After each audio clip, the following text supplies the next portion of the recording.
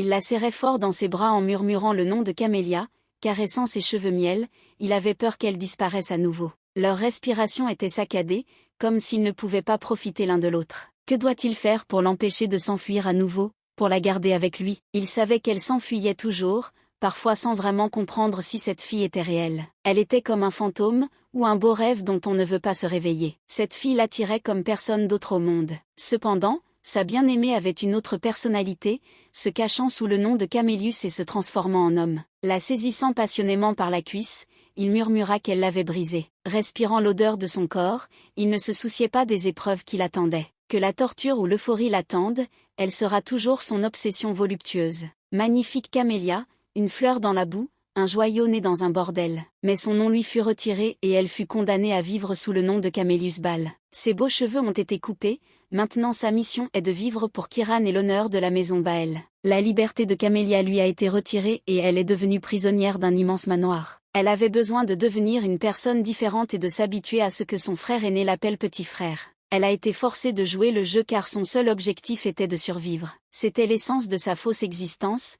mais elle serait bientôt détruite. Le prince était toujours prêt à obtenir ce qu'il voulait. Dès lors, sa vie devint une torture, et sa beauté une malédiction dont les vêtements d'homme ne pouvaient la sauver. Il rayonnait de sa timidité innocente et juvénile, si inhabituelle chez les garçons. Ceux qui ont une position dans la société et un pouvoir ne reculent devant rien. Femme, homme, qu'importe, il n'a pas l'habitude d'être rejeté. Tant qu'ils fleuriront de beauté et de jeunesse, ils seront à lui. Et l'autre resta silencieux, nourrissant lui aussi une attirance inexplicable pour ce garçon mystérieux. Son nom revenait sans cesse dans ma tête, comme si ce garçon cachait une sorte de secret. Et il révélera ce secret à n'importe quel prix. Une belle fleur cachée derrière les vêtements d'un homme, peut-elle survivre dans ce monde? Mais elle a quand même décidé de se battre et de trouver sa voie. En grandissant, elle a décidé de trouver sa voie dans cette vie et de récupérer son nom et sa vie. Il pleuvait ce jour-là, et la pauvreté, la grisaille et la saleté du lieu absorbaient ses habitants. Une voiture s'arrêta à ce misérable refuge, d'où sortit une dame richement vêtue. Anastasia Bal ne regardait personne,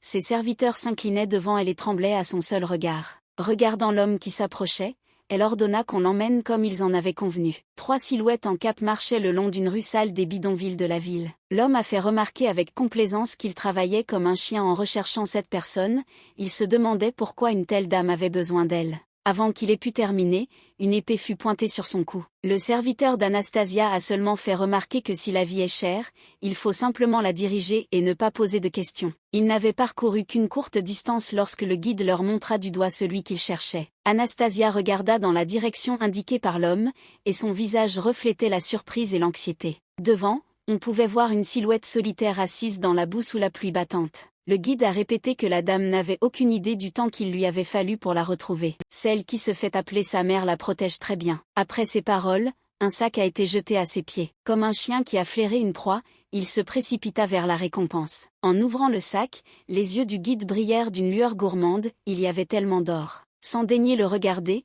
la dame lui dit qu'il devrait emporter cette information dans la tombe. L'homme, tenant avidement sa proie, s'est dépêché de partir en faisant signe au client, ce qui bien sûr, regardant le guide courir, fit un signe de tête au serviteur pour s'assurer qu'il restait silencieux. Le serviteur s'inclina et répondit que tout serait fait. La fille blonde était assise sous la pluie, avec des gouttes de pluie coulant sur son visage et ses cheveux. Cette fleur, au milieu de la boue, sculptait quelque chose dans le bois, avec persistance et une sorte de diligence fanatique. Son visage était magnifique, une peau blanche comme neige avec une légère rougeur, des yeux émeraudes et des cheveux tombant en vagues. Admirant involontairement la jeune fille, Anastasia lui demanda ce qu'elle faisait ici à un moment pareil, et seule. La fille sembla se réveiller et réalisa qu'elle n'était plus seule. En regardant l'étranger, elle répondit que sa mère était occupée en ce moment et demanda à la femme qui elle était. La femme sourit en entendant que sa mère était occupée. Regardant la petite mendiante, demanda si elle devait être Léa. La fille regarda cette femme inhabituelle pour ces endroits, se demandant d'où elle la connaissait. Anastasia lui a assuré que oui, elle la connaissait et très bien. Un jour, une femme enceinte d'une beauté incroyable est arrivée en quête d'un abri. Sans toit au-dessus de sa tête, elle frappait à toutes les portes pour mendier un morceau de pain. Elle dormait parmi des criminels et des sans-abri, dans la rue, tremblant toujours comme si elle était poursuivie. Quelques mois plus tard, elle accouche dans la rue. Un bébé, si différent de toute cette pourriture des bidonvilles. La fille ressemblait à un ange aux yeux émeraudes. Lorsque la saison a changé et que l'hiver est arrivé, l'enfant est tombé malade à cause du froid persistant. Sa mère n'avait pas d'argent et la femme a dû vendre son corps au médecin de la ville. 12 ans ont passé, Anastasia regardait cette belle fille. Quand elle remarqua par hasard que sa mère était gravement malade, l'enfant hurla. Agrippant l'ourlet de la robe d'Anastasia, Camélia hurla que cela ne pouvait pas arriver, qu'est-ce qui n'allait pas avec sa mère. En sanglotant et en versant des larmes, elle semblait se répéter ce qu'elle devait faire maintenant. Soudain, la fille a bondi et a commencé à courir. Mais avant qu'elle puisse reprendre ses esprits, elle sentit un coup violent. La servante de la maîtresse la souleva comme une plume, la jeune fille était inconsciente. Anastasia regardait maintenant cet enfant avec un mépris hautain, prédéterminant son sort futur. Le serviteur remarqua que la fille était trop fragile pour une enfant de 12 ans. Mais la dame, s'avançant d'un ton qui ne souffrait aucune objection, ordonna qu'on emmène les gens et qu'on nettoie tout ici. Soudain, l'homme a demandé ce qui n'allait pas avec la mère de la fille. Anastasia s'arrêta, ses yeux brillèrent et répondit « Qu'arrive-t-il au feu en cas de forte pluie ?» Le serviteur tremblait à ce ton, regardant sa maîtresse comme si elle était une statue. Voyant sa réaction, la femme rit et répondit qu'elle plaisantait. S'avançant de nouveau, elle ajouta sérieusement qu'elle espérait vraiment que la mère de cette fille ne survivrait pas. Le serviteur, tenant toujours Camélia dans ses bras, marchait après sa maîtresse. Dans l'obscurité des bidonvilles, sous une pluie battante sans fin, 2 silhouettes s'éloignaient en portant un enfant. Une odeur agréable chatouillait les narines de Camélia. La jeune fille était allongée sur un lit large et moelleux, sans ouvrir les yeux, pensait qu'elle était peut-être au paradis. Quand quelqu'un s'adressa à elle avec les mots enfant, elle sursauta et cria. Devant elle se tenait une femme au visage agréable, qui elle-même était effrayée par une telle réaction. Elle regarda l'enfant avec alarme et pitié. Camélia regarda autour d'elle avec horreur, tournant la tête tandis que la femme essayait de savoir si la fille allait bien. La pièce, au ton doré clair, brillait de richesse et de raffinement, de beaux meubles, une cheminée allumée. La fille ouvrit grand les yeux et demanda ce qu'il y avait au paradis. La femme sourit et se pencha vers le bébé. En caressant doucement la tête de l'enfant, elle demanda si Camélia voulait manger. Quelques minutes plus tard, un plateau avec une soupe aromatique et plusieurs tranches de pain se trouvait devant Camélia. La fille ne se souvenait pas de la dernière fois qu'elle avait mangé, alors elle avala même si la soupe était encore chaude. Elle se souvint de sa mère et elle se sentit immédiatement triste. Que lui était-il arrivé? Où était-elle? La belle tante dit que sa mère était malade. La femme, voyant que la fille s'était affaissée, lui demanda pourquoi elle ne mangeait pas. Camélia la regarda d'un air suppliant, lui demandant de lui dire où elle était. Lorsque l'enfant a demandé où était sa mère, la femme a cligné des yeux de peur, ne sachant pas quoi répondre. Et puis la fille l'a attrapée par la manchette et lui a posé des questions sur la belle tante. La femme, souriante, comprit de qui elle parlait et répondit que la dame viendrait dès que Camélia se serait baignée et aurait mangé. La jeune fille répondit simplement « Pourquoi se laver ?» même si la puanteur était si forte que la femme pouvait à peine se contenir. Mais avant qu'ils aient pu finir de parler, la porte s'ouvrit et un garçon entra dans la pièce, reprochant à Betty de ne pas lui avoir dit que l'invité s'était réveillé. Un garçon qui lui ressemblait beaucoup, avec des cheveux couleur miel et des yeux émeraudes comme les siens, regardait Camélia avec un large sourire. Le garçon s'est présenté comme étant Kiran Bal et a dit qu'elle avait 12 ans, parce que c'est ce qu'on dit. Son visage exprimait un intérêt sincère. Camélia hocha simplement la tête tristement. Kiran s'assit sur le lit et dit qu'il aurait 15 ans cette année. Il n'a que 3 ans de plus, donc il n'y a pas besoin d'être timide, mais Camélia a encore rétréci. Voyant qu'elle ressemblait à un animal effrayé, le garçon la regarda sérieusement. La fille tremblait déjà, elle commença à sangloter, disant qu'elle voulait aller voir sa mère, mais elle ne savait même pas où elle était et serait inquiète. Le gars dit affectueusement, en se tournant vers Camélia, qu'elle devait beaucoup manquer à sa mère. Après quoi il tourna les yeux vers la servante et lui demanda où était sa mère. Mais la femme se contenta de gémir et Camélia sanglota de plus en plus fort. Un peu sombre, dit évasivement que la dame lui en parlerait. Et on lui a seulement dit de préparer un bain et de la nourriture. Et c'est seulement maintenant que Camélia se rappela qu'elle était si sale. Surtout en regardant le garçon propre et bien habillé. La jeune fille se sentit très honteuse et rougit, elle demanda à se laver. Betty lui proposa volontiers de l'accompagner, et après le bain, Camélia marmonna qu'elle ne savait pas comment se laver, mais la servante l'attira, lui assurant qu'elle l'aiderait. Mais avant qu'il ne puisse partir, Camélia se retourna, horrifiée, devant la terrible tout derrière elle, qui était si joyeux une minute auparavant, tremblait maintenant d'une terrible quinte de tout. Lorsque Betty courut vers lui, il avait du sang sur les mains, qui avait réussi à tacher ses vêtements et la robe de la femme de chambre. Camélia regarda cette image avec peur et perplexité. Tout le monde l'a oublié et immédiatement, beaucoup de gens ont couru dans la pièce, ils criaient, s'agitaient, couraient autour du garçon. Ils ont retenu Kiran et l'ont d'une manière ou d'une autre sorti du lit, il crachait toujours du sang et pouvait à peine se tenir debout. Le serviteur le tenait près de lui tandis qu'il l'emmenait, et le regard du garçon était dirigé vers Camélia. La fille se sentait comme une sorte de grain de poussière parmi ces gens. Le garçon a été placé sur une civière et transporté hors de la pièce, ne laissant que Betty avec la fille. La femme a dit, effrayée,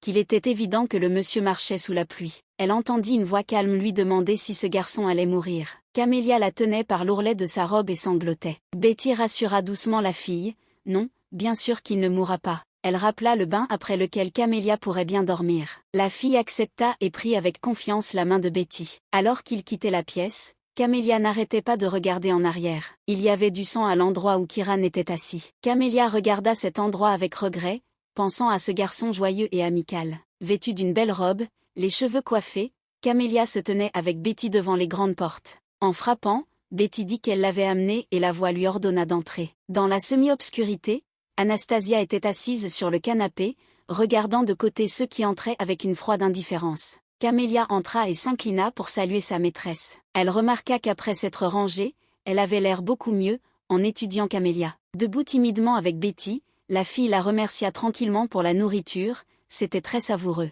Mais quand elle dit qu'elle voulait voir sa mère, Anastasia se figea dans une sorte de stupeur. Camélia serrait fermement sa robe, car elle était très nerveuse. Souriante, Anastasia tendit la main, les invitant à venir vers elle. Camélie semblait avoir grandi jusqu'au sol, puis Betty la poussa doucement du coude et lui murmura de s'approcher de la dame. Lorsque Camélia s'est approchée, Anastasia l'a assise à côté d'elle sur le canapé. Elle lui répondit d'une voix égale qu'elle ne pourrait plus voir sa mère. Camélia regarda la femme avec de grands yeux, qui ajouta calmement que la mère de Camélia avait commis un crime. Elle a volé quelque chose de très cher. En écoutant cela, n'y croyait pas et dit à haute voix que cela ne pouvait pas être. Anastasia sourit en regardant le visage de la fille et en appréciant sa réaction. Après quelques secondes, les yeux émeraudes de Camélia se remplirent de larmes. Anastasia ajouta froidement que c'était quelque chose de très important pour elle. En portant sa main au visage de l'enfant, elle remarqua qu'elle ne pourrait jamais lui rendre ce que sa mère lui avait volé. Et la seconde suivante, le visage de la femme devint fou,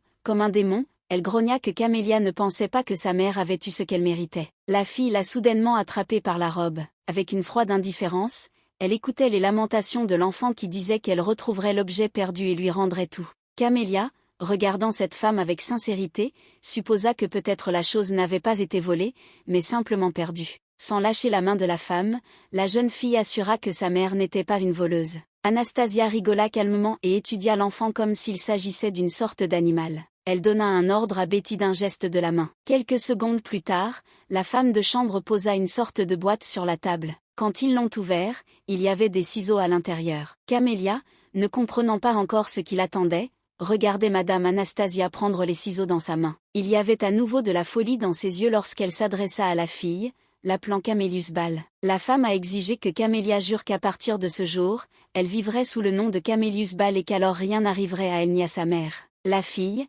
sans rien comprendre, dit que son nom était Camélia. À quoi la femme répondit qu'il n'y en avait plus. La dame a soulevé la première mèche de miel et l'a coupée avec des ciseaux. Montrant ses ciseaux à l'enfant effrayé, elle déclara avec un sourire maniaque que les cheveux courts lui iraient mieux. Camélia, qui avait les cheveux coupés comme un garçon, pleurait amèrement dans sa chambre, et Betty essayait de la calmer. La gentille servante a convaincu la jeune fille que sa mère ne serait pas punie, elle suivait simplement un traitement. En lui caressant la tête coupée, elle la rassura en lui disant que la dame n'était pas si en colère. Mais Camélia doit apprendre à obéir, c'est le seul moyen de sauver Laura. La fille s'est immédiatement tournée vers Betty et lui a demandé avec surprise si elle connaissait sa mère. Et puis Camélia a découvert que c'était la maison de son père. Elle regarda la femme avec surprise, essayant de comprendre comment elle s'était retrouvée dans la maison de son père. Alors Betty se retourna et regarda quelque part, et la fille la suivit des yeux. Ils ont vu le portrait d'un jeune homme séduisant aux traits aristocratiques, aux cheveux couleur miel et aux grands yeux. En regardant cet homme,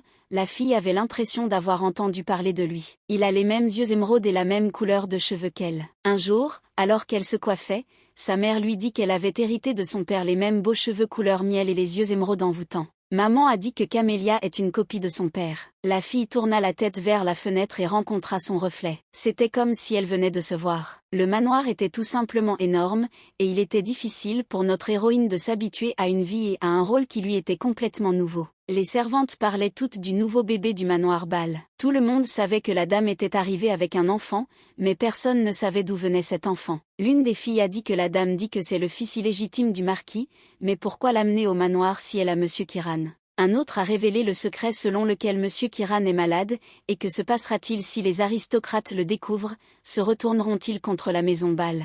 Et donc la dame leur fait savoir que même si quelque chose arrive à leur Kiran, la maison de Bâle sera tout aussi puissante. C'est-à-dire qu'il y a un autre récepteur, et le voici. Betty marchait avec Camélia et les servantes haletaient à l'unisson. Il est une copie de Monsieur Kiran, ils sont définitivement frères. Mais en regardant ce visage, des yeux émeraudes encadrés de cils dorés, un visage doux de jeune fille, certains doutaient encore qu'il s'agisse bien d'un garçon. Camélia fit remarquer d'un air grave à Betty, l'appelant madame, que cet endroit était très grand. La servante lui apprit qu'elle devait s'appeler Betty, et que ses cours auraient lieu dans la chambre de Monsieur Kiran, et qu'il devait donc se souvenir du chemin. Camélia remarqua qu'elle ne savait ni compter ni écrire.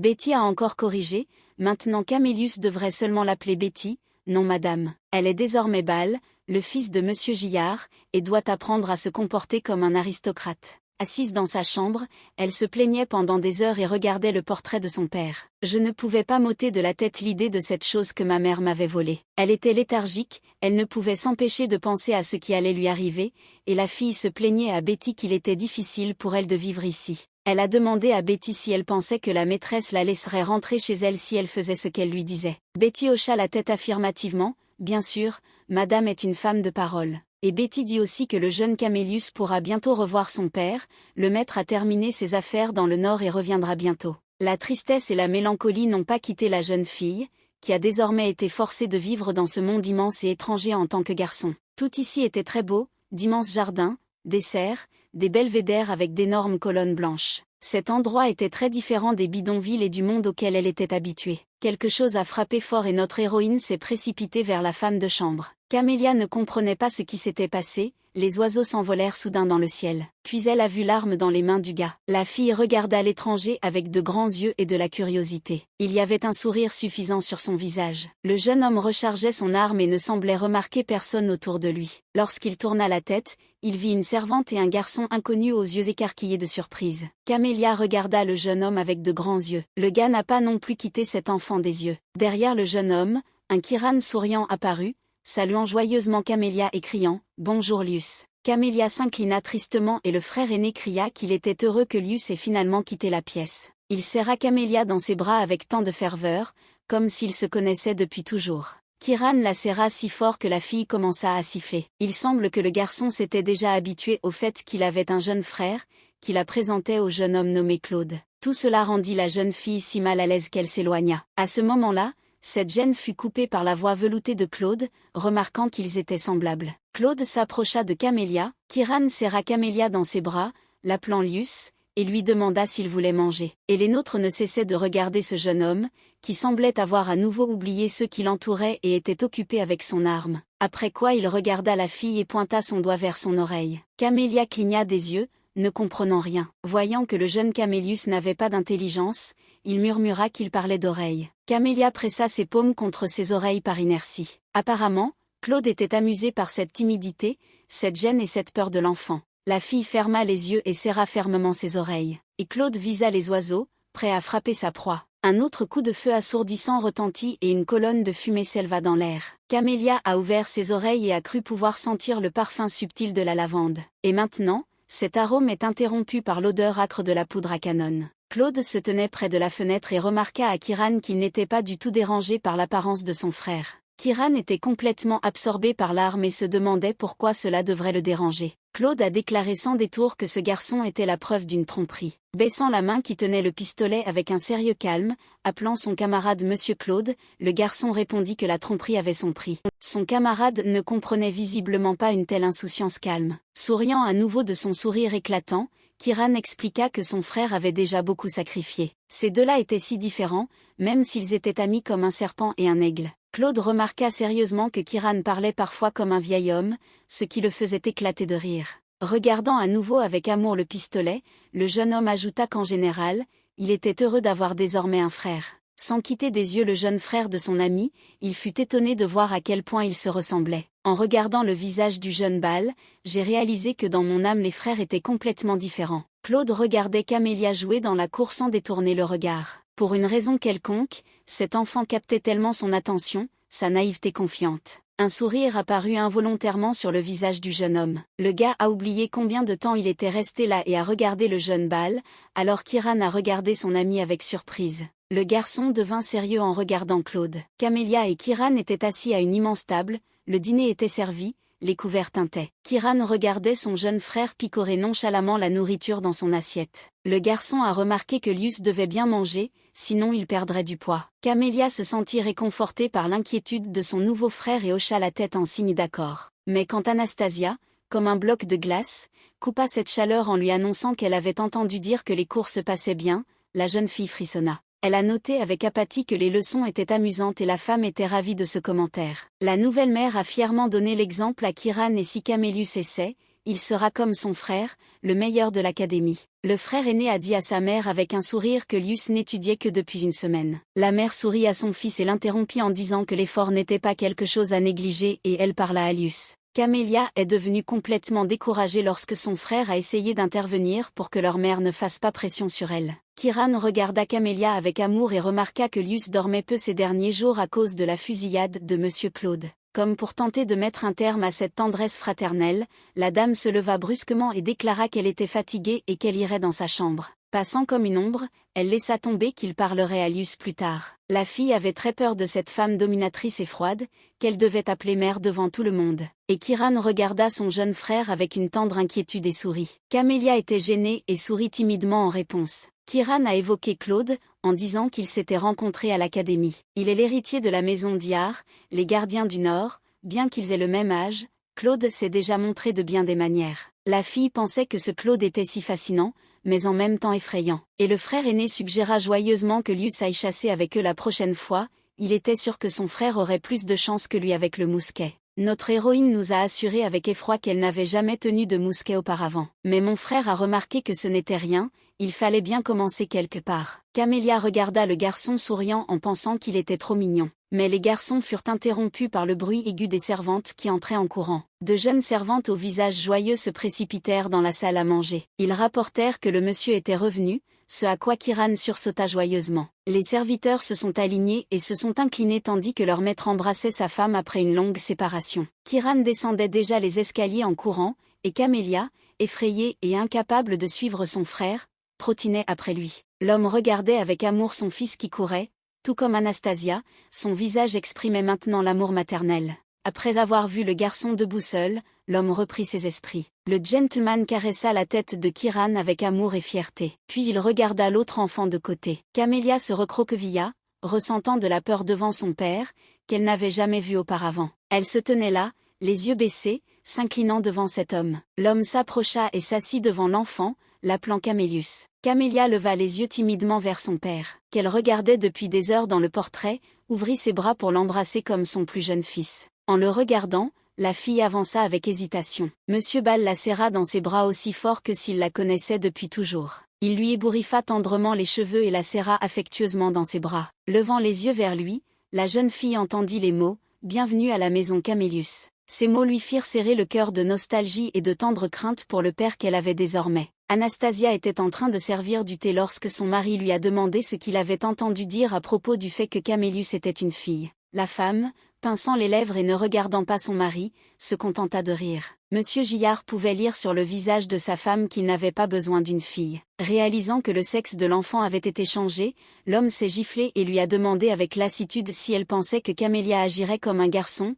ce à quoi sa femme lui a assuré que ce n'était pas pour toujours, mais jusqu'à ce que Kiran se rétablisse. Il faut le considérer comme un moyen de maintenir la réputation de la maison. L'homme reprocha à sa femme d'être sans cœur, la jeune fille devait souffrir à cause de la réputation de la maison. Mais Madame Bal avait une opinion différente sur cette question, elle considérait son mari comme sans cœur. Le perçant d'un regard moqueur et méprisant, la femme lui rappela que c'était lui qui partageait un lit avec une servante. Comment se sentait-elle quand il courait vers la femme de chambre la nuit, mais elle pensait que c'était un passe-temps temporaire dont il s'ennuierait bientôt. Mais ensuite, avec les premiers pas de Kiran, son ventre a commencé à grossir aussi. Il pouvait au moins imaginer ce que cela devait être pour elle, sa femme, quand toute la maison tournait autour de cette prostituée, attendant qu'elle donne naissance à un fils. Elle est devenue comme une deuxième maîtresse de maison. Mais ce jour-là, le ciel est tombé.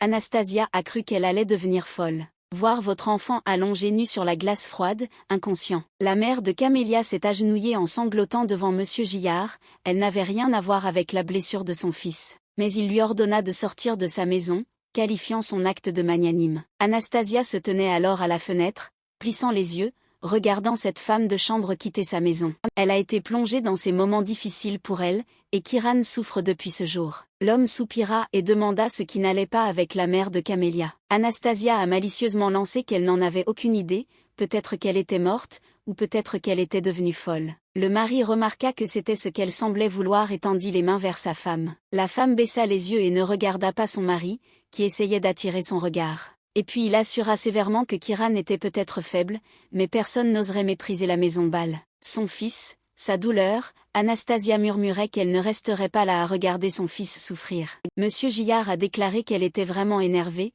mais la femme, désespérée, a admis presque à voix basse que la femme hantait ses rêves la nuit. Elle regarda son mari et jura qu'elle ne lui pardonnerait jamais ce qu'elle avait fait à Kiran. Gillard la soutenait. Les amis d'Anastasia sont venus prendre le thé, les femmes ont discuté de questions urgentes, de connaissances aristocratiques, 2 filles ont couru dans le jardin d'hiver. Soudain, l'un d'eux s'arrêta brusquement et regarda quelque chose. Elle vit qu'il neigeait à l'extérieur de la fenêtre et l'annonça à haute voix. Sa mère constata avec indifférence que oui, il avait commencé à neiger. La jeune fille a attrapé son amie aux cheveux roux Marilyn par les mains, les invitant à sortir. Marilyn elle-même ne voulait pas sortir, pensant que Sa Majesté la faisait toujours jouer avec elle comme si elle était un petit enfant. Alors la jeune princesse fit rougir son amie en lui disant que Monsieur Claude allait bientôt rentrer de cour. Voyant le résultat, la jeune fille mit ses mains sur sa taille et déclara triomphalement si Marilyn voulait toujours rester ici. La fille aux cheveux roux, nerveuse à l'idée que le frère de son amie et Claude aille à la chasse, cria qu'elle devait se comporter comme une dame. Le bruit venant de Marilyn irritait la princesse, elle remarquait qu'elle était trop inquiète. À l'extérieur de la fenêtre, les jeunes gens revenaient des cours, avec Kiran et Claude marchant devant. La princesse se pressa contre la vitre avec joie en voyant les enfants. Marilyn a également couru vers la fenêtre en regardant les garçons. Claude marchait comme toujours avec un regard imperturbable, sans aucune émotion. À côté de lui, Kiran racontait quelque chose gaiement, rayonnant de joie comme d'habitude. Marilyn capta le regard de Claude, qui regardait quelque part. Ils observaient le petit Lius qui, ne voyant pas les enfants, tendait si innocemment les mains et ouvrait la bouche pour essayer de goûter un flocon de neige. Les filles sont devenues encore plus inquiètes de savoir qui était ce garçon et ce qu'il faisait, jusqu'à ce que Marilyn réponde avec surprise que le garçon essayait la neige. Anastasia n'aimait pas l'attention portée à Camélia et elle donna l'ordre aux serviteurs d'emmener Lius dans ses appartements. Ses interlocuteurs s'intéressèrent vivement à l'enfant, car c'était son fils, qui était traité à l'isolement, ce à quoi Anastasia ajouta sèchement que la rue était dangereuse pour lui. Pour les aristocrates, après avoir parcouru tous les sujets de discussion, il était curieux d'en savoir plus sur le mystérieux plus jeune fils d'Anastasia. La jeune princesse, les yeux brillants, demanda quel âge avait ce garçon. Souriant à la jeune princesse, la femme répondit qu'elle avait 12 ans, Lius avait 3 ans de moins que Kiran. Pendant ce temps, les garçons se sont approchés de Camélia, confuse, qui a découvert les garçons. Marilyn grimaça, un sentiment de jalousie l'envahit, elle se gronda de ne pas être sortie lorsque la princesse le lui suggéra. Elle regarda avec quelle tendresse et avec quelle précaution Kiran jetait sa redingote sur son frère, remarquant qu'il ressemblait à 2 petits pois dans une cosse. La princesse, telle une dame adulte et expérimentée, jeta un regard en coin à Anastasia et clarifia lentement, c'est définitivement un garçon. Peu importe à quel point Madame Bâle essayait de se contrôler, elle frissonnait à cette question. Essayant de ne pas montrer son excitation, la femme répondit que c'était une question drôle, mais la fille, toute excitée, expliqua qu'il était si beau. Quand elle a dit que probablement tout le monde le confondait avec une fille, la femme s'est mordu la lèvre avec agacement. Mais elle força un sourire et confirma que oui, Lius entendait souvent cela. Les femmes se replongèrent dans la conversation et la princesse regarda avec méfiance le jeune Camélius. Plus précisément, elle, comme si elle ressentait une sorte d'anxiété, éprouvait une jalousie inexplicable envers ce garçon, la façon dont son frère aîné s'occupait de lui. Mais ensuite, elle s'est rendue compte qu'elle ne s'en était pas rendue compte plus tôt. Kiran, pour qui son cœur battait de manière inégale, était un vrai gentleman. Marilyn, gonflant ses joues d'un air offensé, marmonna que si elle n'avait pas su que c'était un garçon, elle aurait envié sa beauté. Elle glissa son regard sur le beau visage de Camélia avec une précision féminine. Claude se leva et chargea son mousquet, se préparant à tirer. Kiran a traîné une Camélia résistante, qui criait qu'il était temps d'aller en cour. Mais de nouveau elle se figea en regardant ce jeune homme, Claude l'attirait autant qu'il l'effrayait. Elle regardait le gars travailler dur avec le pistolet. Mais lorsque la jeune fille entendit les paroles de son frère selon lesquelles Monsieur Claude lui apprendrait à tirer, les larmes lui montèrent aux yeux. Kiran rit joyeusement et poussa le Camélia résistant, rappelant à Claude qu'il avait promis. Il visa et sans les regarder répondit calmement que bien sûr il s'en souvenait. Camélia se tenait la tête baissée et déglutissait nerveusement. Soudain Claude demanda la permission de demander quelque chose, ce à quoi notre héroïne cligna des yeux avec surprise. Claude jeta un regard de côté et demanda pourquoi il goûtait la neige. Cette question prit Camélia au dépourvu, elle ne savait pas comment répondre. Se déplaçant d'un pied sur l'autre derrière lui, elle marmonna doucement qu'elle était simplement curieuse de savoir quel goût avait la neige. Claude répéta ces paroles pensivement, comme s'il méditait sur la réponse. Enveloppé dans le manteau de son frère, le regardait avec peur. Alors Claude, souriant, lui mit le mousquet entre les mains, constatant que seuls les gamins des rues s'intéressaient à ces choses-là. Camélia tenait le pistolet à contre-séhure, résistant à l'idée de devoir tirer. Claude se tenait près d'elle par derrière, l'aidant à viser l'arme. En la tenant par les coudes, il lui demanda lentement, syllabe par syllabe, « Alors, quel goût a la neige ?» Se penchant plus bas et presque chuchotant, il dit quel goût avait la neige. Camélia pensait que son cœur allait bondir hors de sa poitrine. La main de la jeune fille tremblait alors qu'elle visait, et des mots pour le dire se faisaient entendre dans son oreille. Camélia rougit de désespoir et ferma les yeux, essayant de faire sortir quelque chose d'elle-même. Mais la seconde suivante, un coup de feu retentit et elle se figea. Le claquement bruyant fit s'élever les oiseaux dans les airs. Le mousquet tomba de la main rougie de Claude. Tous les garçons haltèrent et Kiran hurla de peur. Le revolver est tombé et a tiré à nouveau, la panique a commencé, les gens ont crié pour appeler un médecin, Monsieur Claude a été blessé. Mais Claude ordonna calmement d'arrêter tout et de ne pas s'inquiéter, ce n'était qu'une brûlure. Puis il jeta un regard de côté aux sanglots qui venaient de sa proximité. Camélia tremblait de tout son corps et tremblait de larmes. Claude fut touché par son visage et par une telle réaction, disant pourquoi il pleurait si c'était lui, Claude. Camélia s'assit sur la neige et commença à la rouler avec ses mains. Une minute plus tard, elle roula un gâteau de neige. Claude regardait cette image avec perplexité et demandait ce qu'il faisait. La fille prit une boule de neige et la posa sur la paume de Claude. Des larmes coulaient de ses yeux, et elle ne pouvait penser qu'à ce qu'elle avait fait. Mais tout ce qu'elle a pu dire, c'est qu'elle était désolée, vraiment désolée. Des pensées lui traversèrent l'esprit, elle avait blessé un noble, ce qui l'attendait, elle serait fouettée, exécutée, et que se passerait-il si Madame Anastasia le découvrait? Elle supplia sa mère de toutes ses forces et la neige fondit dans la paume de Claude.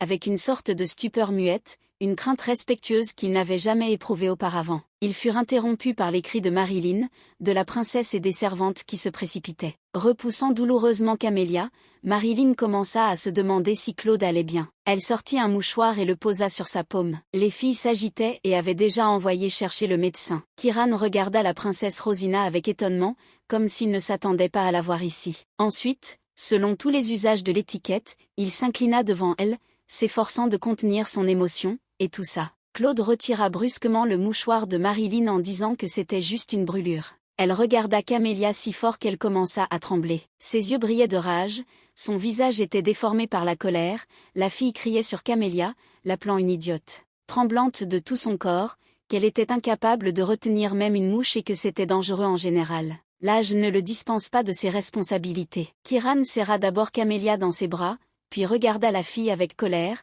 déclarant qu'elle venait d'élever la voix contre son frère. Marilyn a essayé de se justifier avec colère, en disant que c'était la main de Monsieur Claude. Avec une expression glaciale sur son visage, le gars a demandé à nouveau si elle avait élevé la voix ou non. Marilyn a dit que ses émotions avaient pris le dessus et s'est excusée auprès de lui. Serrant Camélia dans ses bras, répondit qu'il devait s'excuser auprès de son frère. Puis, regardant gentiment Camélia, il dit « Pourquoi ne devrait-il pas, Luce, aller s'excuser auprès de Monsieur Claude ?» La fille hocha la tête en signe d'accord. Elle s'approcha de Claude et s'inclina, lui demandant pardon. Kiran était content de son frère. Mais Marilyn ne partagea pas ses excuses, regardant avec colère notre héroïne. Camélia entendit Claude soupirer, toujours debout, la tête haute. Un mouchoir, celui de Merlin, que le garçon avait jeté. Camélia se redressa et regarda le gars avec des yeux surpris. Il leva impérieusement sa main dans les airs, répétant Liusu. La fille ne comprit pas ce qu'il voulait dire et demanda à nouveau. D'un air de souverain,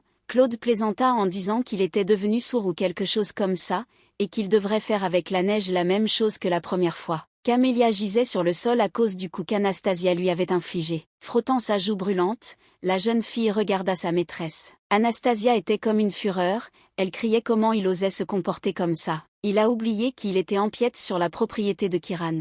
On l'accusait de flatter le prince et même Monsieur Claude, croyant que de cette façon Camélia voulait obtenir son propre avantage et devenir qui elle voulait. La porte de son bureau était entr'ouverte et Claude entendait tout. Camélia a juste pleuré des larmes, et Madame Ball a crié qu'elle avait de la chance que Monsieur Claude soit si généreux. Anastasia était enivrée par les larmes de la jeune fille et éprouvait du plaisir. Camélia était assise sur le sol, seule et effrayée. La femme lui a ordonné de l'écouter attentivement, sa seule tâche était de survivre. Claude l'entendit l'avertir que si quelque chose comme cela se reproduisait et que Kiran était impliqué, elle ne serait pas aussi clémente. Le jeune homme regarda sa main bandée et pensa, voilà comment ça marche. Après quoi il se retourna et marcha dans le couloir. Il faisait déjà sombre dans le jardin, les flocons de neige tombaient en tourbillons. Camélia s'est assise recroquevillée et a dit à sa mère à quel point elle lui manquait. La fille renifla et avala ses larmes, sanglotant et se plaignant de sa vie. Dans son chagrin, Camélia n'a pas remarqué que quelqu'un s'était approché et s'était arrêté à côté d'elle.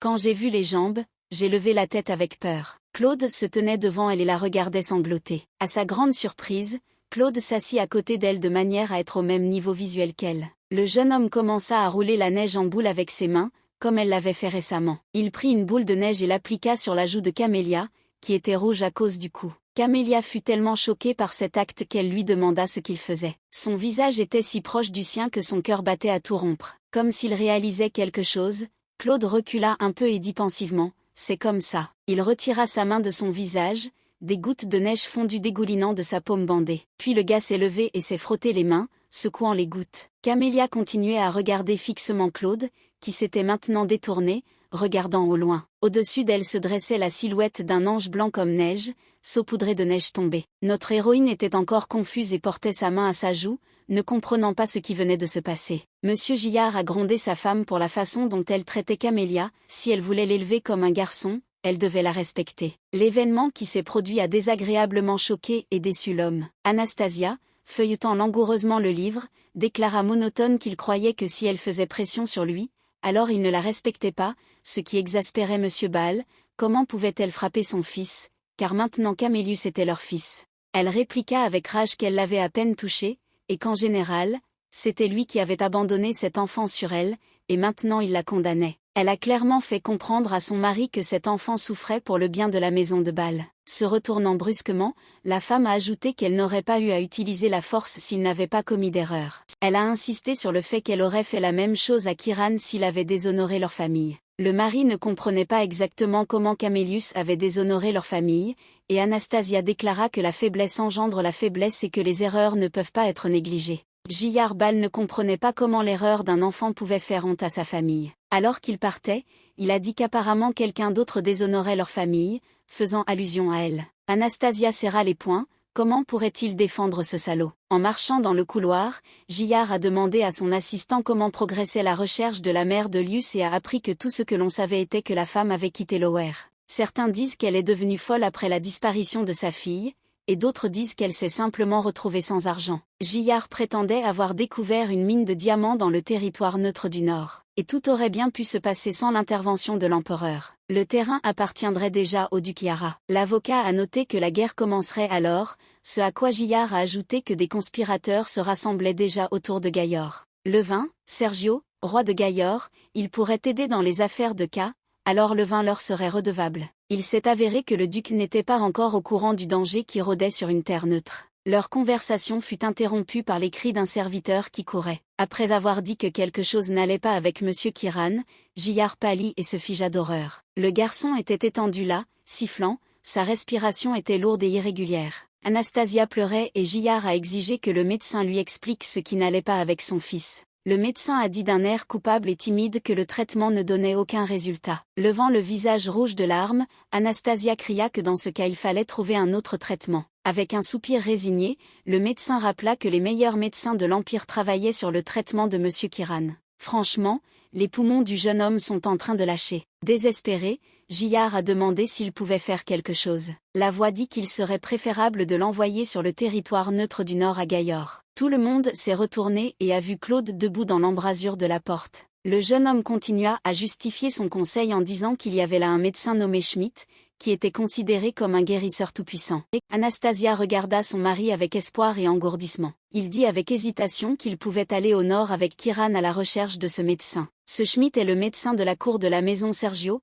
Claude a ajouté que ce médecin aidait son père. Pour convaincre enfin le chef de famille de la justesse de sa décision, le jeune homme a pointé du doigt le menteur Kiran.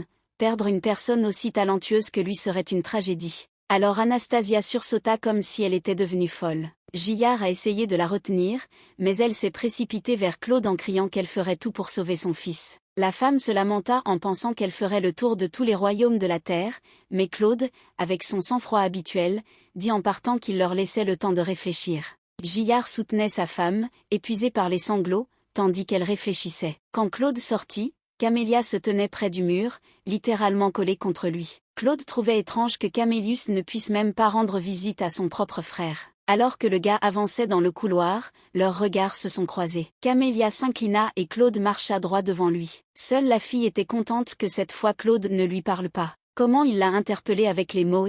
À sa grande surprise, le gars s'intéressait à son âge. Mais baissant les yeux de gêne et devant l'étrangeté de cette question, elle répondit qu'il était 12 heures. Claude a demandé s'il allait à l'académie, ce à quoi Camélia a répondu que non, il étudiait à la maison avec un professeur. Le jeune homme regardait attentivement notre héroïne, comme sous une loupe, comprenant l'information. Faisant un virage serré, Claude poursuivit son propre chemin. Après s'être arrêté un instant, il a dit que dans ce cas, ils se rencontreraient dans quelques années. Camélie resta avec un point d'interrogation dans les yeux. 4 ans passèrent, la jeune fille profita de l'eau qui rafraîchissait si agréablement sa peau. La servante effrayée s'enfuit et cria à son maître que c'était trop dangereux. À ce moment-là, la jeune fille émergea, profitant de l'euphorie de la sensation. Elle n'avait pas besoin de se retourner pour réaliser qui criait, bien sûr c'était Betty. En adressant à la servante son charmant sourire, elle lui fit remarquer que ne pas se baigner par une si belle journée serait un crime. Mais Betty commença à lui faire la leçon en lui disant qu'il faisait trop froid aujourd'hui et que le monsieur avait promis de lui couper les cheveux. Camélia dit avec ennui que oui, elle s'en souvenait, se demandant pourquoi tout le monde la regardait comme ça, et les servantes ne pouvaient vraiment pas la quitter des yeux. Les filles rougirent en regardant le jeune homme, qui devenait de plus en plus beau de jour en jour. Betty a dit à Camélia qu'elles étaient frappées par la beauté du gentleman. Elle lui a également rappelé que Madame Anastasia reviendrait dans quelques jours et qu'elle lui couperait des têtes pour lui donner ses cheveux. Immédiatement, la tristesse apparut dans ses yeux et une question sur comment allait Kiran. 4 hivers se sont écoulés depuis que Kiran est parti vers le nord en quête de guérison. Le roi Gaïora lui a proposé d'y étudier pendant toute la durée de son traitement. Gilliard était furieux, il ne pouvait pas accepter le fait que son fils soit retenu en otage. Et Anastasia était impitoyable, pendant 4 ans elle n'a pas dit un mot à Camélia sur la façon dont son frère allait. S'enveloppant dans une couverture, la fille espérait vraiment que Kiran se rétablirait avant de revenir, puis elle pourrait aller voir sa mère. À ce moment-là, ses pensées furent interrompues par la voix du serviteur. En s'inclinant, le gars a annoncé qu'un invité de l'académie était arrivé pour voir le monsieur. La fille surprise répéta ces mots presque à voix basse. Peu importe combien son père tardait à l'envoyer à l'académie, les gens qui venaient de là-bas déclarèrent qu'il n'était plus possible de tarder. Ils ont rappelé que la couronne pourrait perdre patience si Camélius n'était pas envoyé là-bas pour étudier bientôt. Le vieil homme leva les mains, se demandant pourquoi son père était si opposé, sachant que son fils aîné était à Gaillard. Gillard, s'inclinant, rappela que dans la lettre il avait indiqué que sa femme s'occupait de l'éducation des enfants, et voulait donc retarder le voyage le plus longtemps possible. L'homme a assuré avec insistance que, avec tout le respect que je lui dois, Dom Hilar espère revoir Camélius dans un avenir proche. Il s'avère que Claude a beaucoup insisté le dessus, l'homme ne comprenait pas pourquoi il avait besoin de cela. En entendant parler de Claude, Camélia entra dans la pièce en demandant si monsieur Claude voulait le voir. Elle regarda les hommes avec surprise, leurs yeux ne la quittant jamais. Ils ont vu pour la première fois ce même Camélius Ball, que son père ne voulait pas laisser partir à l'académie. Camélia s'est laissée tomber à côté de son père sur le canapé. Le vieil homme s'éclaircit la gorge et commença une fois de plus à persuader monsieur Ball de prendre la bonne décision dans un avenir proche. Camélia était gênée par les étrangers qui la regardaient. Elle se souvenait de Claude, si mystérieux, de son contact, du tremblement de son cœur à ses côtés. Père a déclaré que si Camélius y allait, il aurait besoin d'une pièce séparée et d'un serviteur. L'homme se leva d'un bond, une chambre pouvait être attribuée, mais les domestiques étaient interdits par le règlement. Une confrontation s'engagea, le père affirma que le professeur Théodore avait dit que son Luce surpassait tous les diplômés, et le professeur insista pour que ce talent soit nourri à l'académie. De plus, il est possible d'accepter de rendre visite à votre fils depuis la capitale. La fille serra nerveusement les poings. Après s'être tournée vers son père, elle lui a fermement assuré qu'elle voulait aller à l'académie. Elle a dit que sa mère le permettrait s'il faisait de son mieux et qu'il ne déshonorerait pas la maison Bâle. Pendant un moment, la pièce devint silencieuse et tout le monde resta silencieux. Le père demanda avec lassitude s'il le voulait vraiment, et Camélia lui assura qu'il le voulait vraiment. Père comprenait toutes les conséquences de ce qui arriverait si la vérité était révélée et combien cela serait difficile pour Camélius parmi tant de gars. Mais posant sa main sur sa paume, il céda. Il a répondu qu'il en discuterait avec Anastasia et trouverait un logement dans la capitale. Camélia s'exclama joyeusement. Il a donc été décidé que Camélius viendrait à l'académie dans 3 semaines. Les hommes prirent congé et avant de partir demandèrent à regarder les beaux jardins de la maison Bâle, dont ils parlent tant. Monsieur Bâle désigna nerveusement la porte. Les professeurs discutaient avec animation de Camélius et de ce qu'on attendait de lui. L'un d'eux jeta un regard sournois à Camélia. À cette époque de l'année,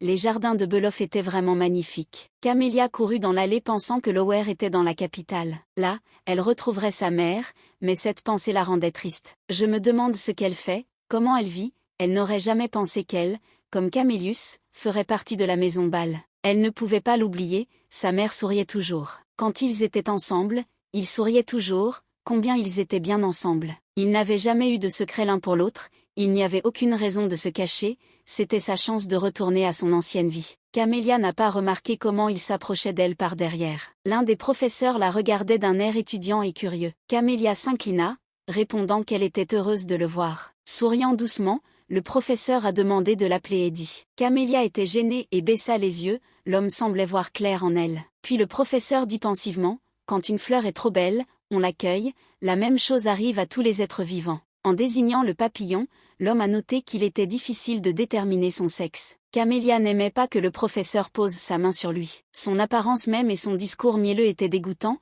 mais Eddie attendait avec impatience Camélius à l'académie. Camélia déglutit et réalisa qu'elle devait être sur ses gardes. La servante aux cheveux roux s'est précipitée vers notre héroïne en larmes, apprenant qu'elle allait à l'académie. En serrant la jeune fille dans ses bras, elle se lamenta qu'il ne pouvait pas partir sans elle, sinon elle prendrait soin de lui dans un endroit aussi dangereux. Camélia sourit tendrement et rassura Pipi, où serait-il sans elle? Ils avaient le même âge que cette servante, ils ont grandi ensemble, Pipi était très attaché à Camélius. Camélia ne pouvait plus imaginer sa vie sans Fifi. Alors que la servante sautait de joie à l'idée de partir avec Monsieur Lius, Camélia devint pensive. Se tournant vers Pipi, elle lui rappela qu'elle avait toujours voulu l'avoir bien habillée. Par conséquent, son aide dans la capitale ne fera certainement pas de mal. Et Camélia lui a proposé de choisir sa tenue dans la capitale. La servante ne pouvait pas croire immédiatement à son bonheur, elle pouvait réellement habiller son maître comme elle le voulait. La fille aux yeux brillants se demandait quelle couleur conviendrait le mieux à Monsieur Camélius, et s'il serait également agréable d'acheter une perruque. Camélia prévoyait qu'à son arrivée dans la capitale, elle se rendrait immédiatement à Lower. Quelques jours plus tard, elle arrive à Éther, la capitale impériale. Camélia regardait tout ce qu'il croisait avec une surprise enfantine, commentant et admirant, son père se demandait si elle n'était jamais allée au-delà des bidonvilles quand elle vivait ici. La jeune fille a ajouté tristement qu'on lui avait dit que c'était trop dangereux ici. Papa a demandé cela et Laura l'a dit. Elle hocha simplement la tête sans se tourner vers son père, c'était douloureux pour elle de se souvenir de sa mère, de laquelle elle était séparée. Le père a accepté. La capitale est vraiment pleine de dangers. Avec la bonne compagnie, l'équipage les a conduits devant d'énormes bâtiments et ils sont arrivés à l'endroit désigné. Et ainsi ils arrivèrent, encore surpris de l'endroit où ils avaient atterri, la fille descendit de la voiture. Ils venaient chez le tailleur impérial pour faire confectionner leurs uniformes. Avant que lui et son père aient eu le temps d'entrer, quelqu'un derrière eux leur a demandé de s'arrêter. Une voix appartenant à un jeune homme demanda à accompagner Camélius. Derrière eux se tenait Wade von Wez, âgé de 20 ans. C'était le jeune prince qui attendait Camélius avec impatience. Souriant joyeusement, le jeune homme remarqua qu'il ne s'était pas vu depuis longtemps. Monsieur Bâle et Camélia s'inclinèrent devant lui. Le jeune homme a déclaré que son père était impatient de voir Monsieur Bâle depuis longtemps. Puis il serra Camélia dans ses bras par derrière, alors elle ouvrit la bouche ne sachant pas quoi répondre. Wade a demandé de ne pas s'inquiéter pour Camélius, il montrera et racontera tout. Père regarda Camélia avec inquiétude, se demandant si tout allait bien. Mais la jeune fille resta là,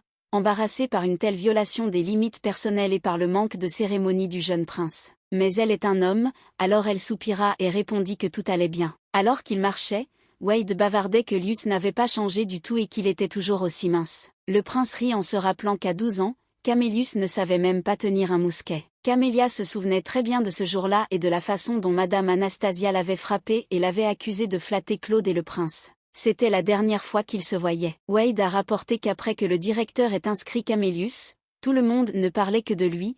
Je me demande quoi exactement. Camélia était surprise qu'on parle d'elle en son absence et qu'elle soit déjà une célébrité ici. Jetant un regard en coin à Camélia, le prince répondit que tout le monde parlait de la façon dont le jeune Bâle, que personne n'avait jamais vu en public, apparaîtrait enfin dans la capitale.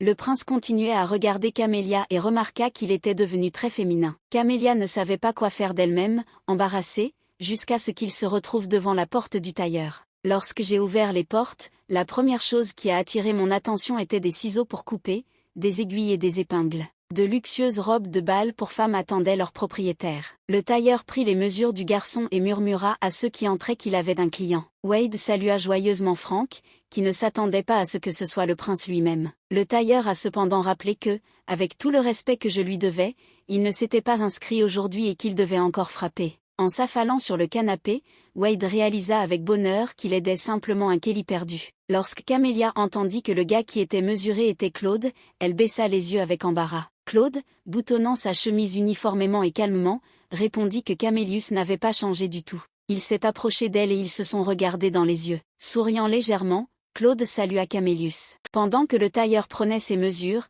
Camélia se répétait monotone que tout allait bien se passer, car c'était son père qui l'avait amené ici. Claude était assis sur le canapé et pensait à quelque chose. Camélia tressaillit, elle se demandait pourquoi il était encore là. Puis Frank la regarda et demanda si Monsieur Camélius pouvait se déshabiller. Elle a chuchoté et demandé s'il pouvait prendre des mesures comme ça. Mais le maître objecta, il y avait trop de vêtements et les mesures seraient inexactes. Après tout, il est là pour coudre les uniformes de l'académie, qui doivent être impeccables et élégants. Bien sûr, le gentleman grandit encore, mais il faut porter des vêtements qui lui vont. Camélia ne savait pas quoi faire, le hasard voulut que Claude et Wade n'attendent que ça. Puis la fille a demandé s'il y avait un écran ici. Au signe du tailleur, ses assistants apparurent. En seulement une minute, l'écran était prêt. Claude s'assit et regarda ses préparatifs d'un air interrogateur. En se plaçant derrière le paravent, Camélia poussa un soupir de soulagement. Le tailleur attendait qu'elle se déshabille et elle commença à retirer ses vêtements à contre-séhure. Au début, Fran a simplement attendu, réalisant que certains jeunes hommes étaient très timides. Mais après quelques minutes, il pouvait à peine s'empêcher de crier. Enlevant sa chemise, il vit la silhouette d'une fille dans un corset serré, dans lequel ses seins étaient visibles. Camélia dit avec lassitude qu'il pouvait commencer. Le tailleur, essayant d'agir comme d'habitude, s'approcha pour prendre les mesures. Après avoir défait le corset et pris les mesures, l'homme tendit quelque chose à Camélia surprise. Il lui chuchota la chemise, lui disant que celle-ci irait mieux au monsieur que la précédente. Le maître voulait dire que plus on veut cacher quelque chose, plus cela paraît suspect. Finalement, boutonnant sa chemise jusqu'au cou, Camélia entra dans la pièce. Le prince se leva d'un bond avec impatience, remarquant sournoisement que Frank n'avait jamais passé autant de temps à s'amuser avec un client. En serrant Camélia dans ses bras, il déclara qu'ils avaient beaucoup de choses à rattraper. Un peu plus doucement, il lui murmura à l'oreille qu'elle pouvait aller vers lui, et la fille ne pensait qu'au moment où cela se terminerait. Après le tailleur, ils montèrent à cheval, Wade séparément, et Camélia avec Claude. Camélia s'assit devant, comme les filles étaient habituellement assises, et elle demanda pourquoi il l'avait assise là. Wade était mécontent, il a expliqué à Claude pourquoi il avait tout gâché et avait pris Camélius. Claude dit qu'il est un meilleur cavalier que son Altesse, c'est donc pour la sécurité de Camélius. Le prince a dit que Claude regretterait ses paroles s'il perdait contre lui à la prochaine course. Ils sont donc montés à cheval et ont fait une compétition verbale pour voir qui gagnerait. Camélia rougit d'embarras lorsque la voix veloutée de Claude lui murmura à l'oreille des mots pour la faire sourire. Et puis il a ajouté qu'assis avec un tel visage, les gens penseraient que lui, Claude, l'a kidnappé. Finalement ils arrivèrent, le palais impérial était immense. Le prince se dépêcha d'amener Camélia, après tout, il avait été invité au banquet. Camélia répondit que c'était juste qu'il était là pour la première fois, tout était tellement inattendu. Et ils sont tous les deux amis de son cher frère, donc il y a tellement d'émotions excitantes. La jeune fille frissonnait littéralement d'émotions accablantes, croyant que cet endroit était trop beau pour elle. À ce moment-là, Claude renifla et déclara que Monsieur Camélius était un véritable flatteur. Camélia lui jeta un coup d'œil, ne comprenant pas de quel genre d'attaque il s'agissait. Mais Wade était très heureux et a dit qu'il aimait quand les gens l'admiraient. Claude avança, bloquant l'accès à Camélia. Les muscles de la mâchoire de Wade commencèrent à se contracter, ses yeux devinrent furieux, il siffla « Claude ». Claude lui rappela alors ce qui était arrivé au fils du général Sheringham, il devait donc garder son sang-froid. Cela semblait être une histoire très désagréable avec des conséquences, car ce rappel fit froncer les sourcils du prince. Mais dans un accès de colère, Wade s'en est pris à Claude, l'accusant d'avoir fait allusion à une tentative de séduction du fils de Sheringham. Ici Camélia rougit, elle comprit qu'elle était une femme, mais il ne le savait pas, et il s'agissait d'histoires d'amour dont Claude essayait de la sauver. Claude, cependant, a soutenu qu'il ne servait à rien de donner lieu à des ragots. Wade se tourna vers Camélia et haussa les épaules et dit que Claude était particulièrement irritable aujourd'hui. Quand il dit à Camélius de ne pas le prendre à cœur, Claude ne voulut que l'insulter. Veda, la jeune fille bouillonna de colère. Et Wade demanda à Claude, avec un regard tordu, de choisir ses mots avec plus de soin. Il semblait que pendant un moment ils avaient complètement oublié Camélius. Et puis notre héroïne a dit qu'elle n'était pas une flatteuse, mais qu'elle essayait simplement d'être raisonnable, peu importe avec qui elle était. Et il ne recherche aucun profit, ces mots étaient adressés à Claude. Elle se retourna et entra dans le palais, annonçant qu'elle ne pouvait plus profiter de leur gentillesse. Claude fut très impressionné par la déclaration de Camélius, révélant quelque chose de nouveau chez ce garçon. Quand ils étaient tous les trois assis à la table couverte de plats aussi délicieux, Camélia, par principe, n'y touchait pas, bien qu'elle ait eu très faim. Wade a demandé à goûter tout ce qu'il voulait, et a finalement remis un sandwich et exigé que Camélius en mange au moins un morceau. La fille mordit soigneusement un morceau. Il était écrit sur son visage que la nourriture pouvait avoir un goût si bon. Wade aimait la façon dont Camélia dévorait son sandwich, lui disant qu'il avait le meilleur chef de l'Empire qui travaillait pour lui. Les gars parlaient de potins sociaux et quand le prince a dit que cela signifiait que Rosina était fiancée,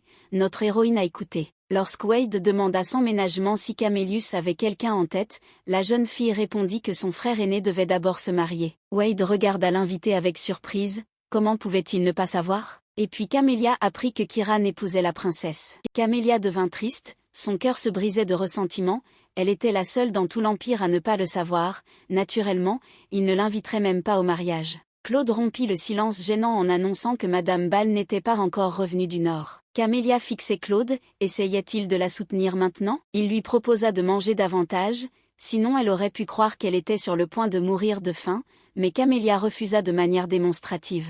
Claude a dit oui à nouveau, la fille s'est emportée, lui demandant pourquoi il la forçait. Mais sans émotion, le gars a dit que le simple fait de regarder Camélius faisait gargouiller son estomac. Camélia fut surprise de voir à quel point il remarquait tous les détails. Que se passe-t-il dans la tête de Claude? Est-il fou? Et puis elle a attrapé nerveusement le sandwich. Tout en mâchant, elle a dit que si son corps avait besoin de satisfaire sa faim, Claude ne pouvait s'empêcher de sourire en regardant Camélia manger avec une expression sur son visage indiquant qu'elle ne pouvait pas être intimidée. Après la nouvelle concernant Kiran, j'étais de mauvaise humeur. C'est pourquoi la jeune fille pensait que ce banquet se terminerait rapidement. Soudain, la main de Claude apparut devant son visage. Son doigt toucha doucement son menton et la fille ouvrit les yeux, regardant ce qu'il faisait. Claude essuya une goutte de sauce, s'approchant, dit sournoisement qu'il attendait qu'il se rapproche. Le visage de Camélia montrait un mélange de peur et d'embarras. Claude la regardait avec l'air d'un chasseur voulant mettre la main sur un animal. Puis elle dit au revoir en disant qu'elle devait partir. Claude, la regardant,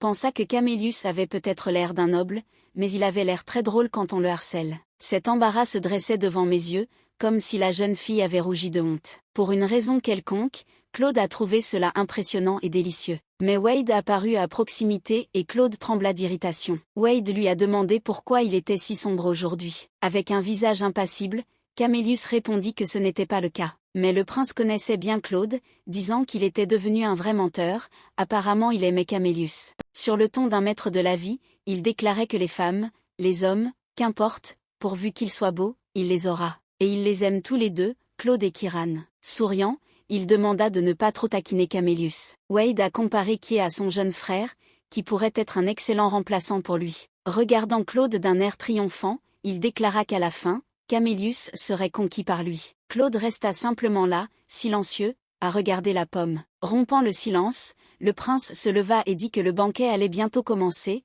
qu'il était temps pour eux de partir. En marchant, Il raconta à Claude d'un air suffisant combien il en avait refusé ce mois-ci, il en avait même perdu le compte, et Sa Majesté n'abandonnait pas l'idée de lui trouver une épouse. Quand Claude posa des questions sur la fille de Shelby, avec irritation, comme si cela avait déjà été discuté 100 fois, il répondit que tout le monde savait depuis longtemps que Marilyn Shelby était destinée à Claude.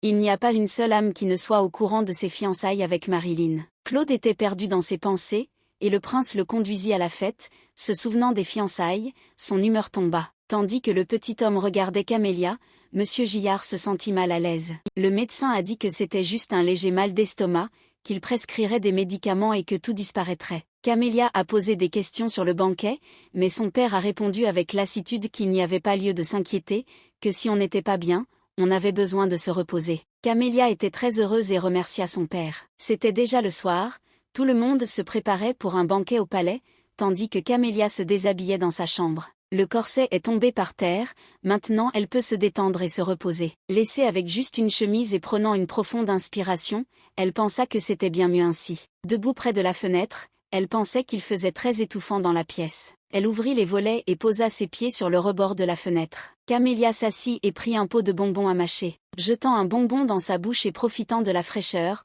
la ville entière s'ouvrait devant elle, elle pensait que sa mère était quelque part au-delà de ces murs. Je me demande si sa mère la reconnaîtra quand elle la verra. Et puis elle entendit une voix mentionner que Monsieur Kiran et la princesse Rosina devaient se fiancer le mois prochain. C'était Marilyn et Claude. Au début Camélia ne comprenait pas qui était cette fille aux cheveux roux. Une fille enragée qui lui criait dessus apparut immédiatement devant ses yeux, cette même Marilyn Shelby. Marilyn regarda Claude avec un regard si amoureux et lui demanda s'ils étaient censés être les prochains à se marier, n'est-ce pas? Claude a répondu sans aucune émotion que son père bénéficierait davantage du mariage si elle choisissait quelqu'un qui était vraiment prêt pour le mariage. Marilyn fut clairement choquée par cette réponse, demandant si c'était une blague, mais Claude dit quand même d'une voix monotone et froide qu'il y avait beaucoup d'hommes dans l'Empire qui étaient prêts à tuer juste pour un seul regard sur elle. Le visage de la fille changea, se mordant la lèvre de colère. Rougissant d'émotion, elle laissa échapper que personne ne pouvait se comparer à lui. Après quoi elle s'est dépêchée de partir, le remerciant pour sa compagnie et lui rappelant leur prochaine danse ensemble. Assis sur le rebord de la fenêtre, observait toute cette scène. Et puis Camélia réalisa qu'elle avait vu quelque chose qu'elle n'aurait pas dû voir, et l'idée lui traversa l'esprit qu'elle devait remonter à l'intérieur. C'est ce qu'elle fit, fermant la fenêtre derrière elle. Mais à la dernière seconde, sa main a glissé et elle a laissé tomber le pot de bonbons. Quand elle a crié à Claude de s'enfuir, le garçon a levé les yeux vers elle. Il avait l'expression la plus drôle sur son visage tandis que les bonbons colorés pleuvaient. Camélia était sous le choc, elle resta figée et regarda comment il frappait Claude et tombait sur l'asphalte. Claude la regarda à nouveau, mais maintenant Camélia ne savait plus quoi dire. Le gars rigola de contentement, c'est donc là que se trouve Camélius. Après ces paroles, les volets des fenêtres furent rapidement fermés hermétiquement. Claude regardait la fenêtre comme s'il essayait de comprendre quelque chose. Camélia se précipitait dans la pièce, elle tremblait, il ne viendrait pas ici. Elle fut rassurée par le fait que le palais était rempli de pièces, son regard tomba sur le corset qui gisait sur le sol. Même si vous y réfléchissez, elle devrait s'excuser à la fois pour les bonbons et pour ce qu'elle a involontairement entendu. Après avoir soulevé le corset, la fille pensait que rien ne pouvait être changé, les bonbons lui tombèrent sur le visage. En entendant le bruissement, elle se figea, ses yeux s'écarquillant de peur. Claude entra dans la pièce et déclara en plaisantant que Camélius voulait jouer à cache-cache en lui lançant des bonbons, c'était audacieux. Pensait-il qu'il ne le trouverait pas ici? En marmonnant qu'elle était désolée, elle réalisa qu'elle avait des ennuis. Pendant que Claude se dirigeait vers le canapé et s'enquérait du bien-être de Camélius, la fille cachait le corset derrière son dos. Les yeux suivaient l'invité non invité. Que faire s'il voyait le corset? Camélia répondit à Claude qu'il avait mal au ventre en pensant à où cacher cette chose. Claude, assis sur le canapé, sourit, son estomac lui fait mal et il mange des bonbons. Repoussant nerveusement le corset vers l'arrière pour qu'il vole sous la commode, la fille dit que le bonbon aidait à masquer le goût du médicament. Claude garda les yeux fixés sur Camélia, puis s'adressa à elle par son nom. Le cœur de notre héroïne bondissait hors de sa poitrine, elle était pâle et en sueur. Le gars a tapé sa main sur le canapé et m'a dit de venir. Son regard donna envie à Camélia de disparaître, elle murmura qu'elle l'entendait parfaitement d'ici. Mais il la regardait comme un boa constrictor regarde un lapin. Camélia pensa frénétiquement, et s'il le remarquait? D'un ton autoritaire, Claude dit qu'il avait besoin de vérifier quelque chose. Et il ordonna à la jeune fille tremblante de venir à lui. Comme pour cacher quelque chose qu'il ne devrait pas voir, la fille serra le col de sa chemise. Claude soupira avec lassitude, pensant, quelle sorte d'enfantillage est-ce là? En me regardant avec ses yeux gris perçants, il a dit qu'il n'était pas un monstre. Camélia marmonna quelque chose, devenant encore plus embarrassée. D'une voix sérieuse, le jeune homme dit à Camélius de rester loin du prince Wade. L'homme a expliqué que son Altesse est un grand connaisseur de la beauté, peu lui importe qui est en face de lui, un homme, une femme, un paysan, un noble. La fille a répondu sincèrement qu'elle ne comprenait rien. Claude expliqua, étonné d'une telle naïveté, qu'il ne fallait pas sourire avec le prince, mais garder ses distances. Lorsqu'il ajouta qu'une voix charmante pouvait piquer l'intérêt du prince, notre héroïne rougit. Pour se ressaisir, elle toussa et lui demanda pourquoi il était jaloux, mais Claude répondit que c'était absurde. Mais essayant de se donner une apparence aussi masculine que possible, Camélia le regarda de côté. Elle n'avait jamais vu un homme plus beau, il était parfaitement bâti, avec une excellente silhouette. Nez droit et net, menton masculin. Il avait de grands et beaux yeux gris encadrés par d'épais cils. On aurait dit que cela avait été peint avec le pinceau d'un artiste. Sans le quitter des yeux, la jeune fille dit que si le prince aime tout ce qui est beau, c'est tant mieux. Claude lui-même devrait s'inquiéter pour lui-même. Ses yeux la fixèrent et il lui demanda pourquoi il devrait s'inquiéter. Camélia a admis qu'il était l'homme le plus bel qu'il ait jamais vu. Réalisant ce qu'elle venait de dire, elle se retourna brusquement et courut vers la salle de bain en marmonnant qu'elle reviendrait tout de suite. Ensuite, elle sortit nerveusement pour prendre un chandelier, prétextant qu'il faisait trop sombre dans la salle de bain. La fille était complètement confuse. Qu'est-ce qui n'allait pas chez elle? Debout derrière la porte et tenant le chandelier, elle essayait de calmer le tremblement de son cœur. Puis elle entendit des rires et regarda. Claude éclata de rire, incapable de s'arrêter. Le garçon demanda en plaisantant à Camélius s'il avait décidé de faire de lui son petit jouet. Et il a plaisanté en disant que si tu as si peur du noir, tu peux me tenir compagnie. Claude rit à la vue d'un Camélius en colère claquant la porte. Son attention fut alors attirée par une chemise posée sur le sol. Il souleva sa chemise avec sa main pour mieux voir. En froissant le tissu, il pensa à quel point il était petit. Il y avait une odeur de quelque chose d'agréable, et quand il renifla, il réalisa que c'était l'odeur de la lavande. En souriant, Claude pensa, ce n'est donc pas seulement le visage, Camélius sent aussi bon. Des bruissements se faisaient entendre derrière les portes. Claude le regardait attentivement, comme s'il réfléchissait à quelque chose. Il était déjà assez tard et les lumières brûlaient partout dans le palais. Camélia prit un bain et poussa un soupir de soulagement. Lorsqu'elle sortit, elle ne comprit pas pourquoi il faisait si clair dans la pièce. Puis elle aperçut une silhouette familière. Les bonnes allumaient des bougies partout, et Claude se dirigeait vers la sortie. Regardant dans le couloir, Camélia demanda s'il partait déjà. Claude répondit calmement oui. Camélia était simplement heureuse et lui souhaita une bonne nuit. Le jeune homme la regarda avec irritation. Se détournant avec irritation, il s'en alla en disant à Camélius de ne pas manger trop de bonbons. La fille était furieuse qu'il s'occupe d'elle comme ça, comme si elle était une enfant. Lorsque la porte claqua, Claude s'arrêta, comme s'il se demandait s'il avait oublié quelque chose. Les paroles de Camélius lui souhaitant une bonne nuit le déstabilisèrent. Il se demandait s'il le dépenserait bien. Kiran regardait la neige à travers la fenêtre avec émerveillement, il ne s'y habituerait jamais, la neige au printemps. Bien qu'il soit ici depuis 4 ans, ce phénomène le surprend à chaque fois. Il se retourna et appela le gars qui sommeillait sur la chaise Yann. Yann Sergius dormait sur une chaise, le visage couvert par un livre. Plus irrité, Kiran lui demanda s'il était temps pour lui de retourner dans sa chambre. Le gars n'était pas pressé de partir même après avoir dit qu'il dérangeait Kiran. Il s'étira paresseusement et demanda ce qu'il disait. Yann Sergius était le 3e prince de Granor, le gars avec un sourire reprochait à Kiran que c'est ainsi qu'il répond à sa gentillesse. Kiran, sans rien dire, remit la lettre entre les mains du prince. Levant les yeux vers lui, Yann lui demanda s'il voulait qu'il le lui remette personnellement. Le silence de Kiran était un signe de consentement, mais Yann ne comprenait pas pourquoi il ne demandait pas à sa mère, elle livrerait plus vite que n'importe quel messager. Kiran a expliqué que peu importe combien il lui avait envoyé de messages, il n'avait toujours pas reçu de réponse de Léa. Yann gloussa et siffla, répondant qu'il semblait que Madame Ball ne voulait pas que Kiran interagisse avec certaines personnes. Il se souvint que Kiran avait une belle sœur, comme un ange, dont il se vantait souvent. Le gars se sentait triste et mélancolique et il était d'accord avec son ami. Les yeux cendrés et perçants du prince étudièrent l'expression de Kiran. Il a gracieusement dit qu'il lui remettrait cette lettre. De plus, il veillera personnellement à ce qu'il parvienne aux yeux de Camélia. Se souvenant de quelque chose de très important, Kiran se retourna et appela le prince pour qu'il attende. Mais là où le prince était assis quelques secondes plus tôt, il y avait une chaise vide. Kiran était étonné de voir à quelle vitesse il pouvait passer par la fenêtre. Il courut à la fenêtre en appelant Yann, qui s'est envolé joyeusement avec l'enthousiasme de la jeunesse. C'était Yann Sergio partout, inarrêtable. Soudain,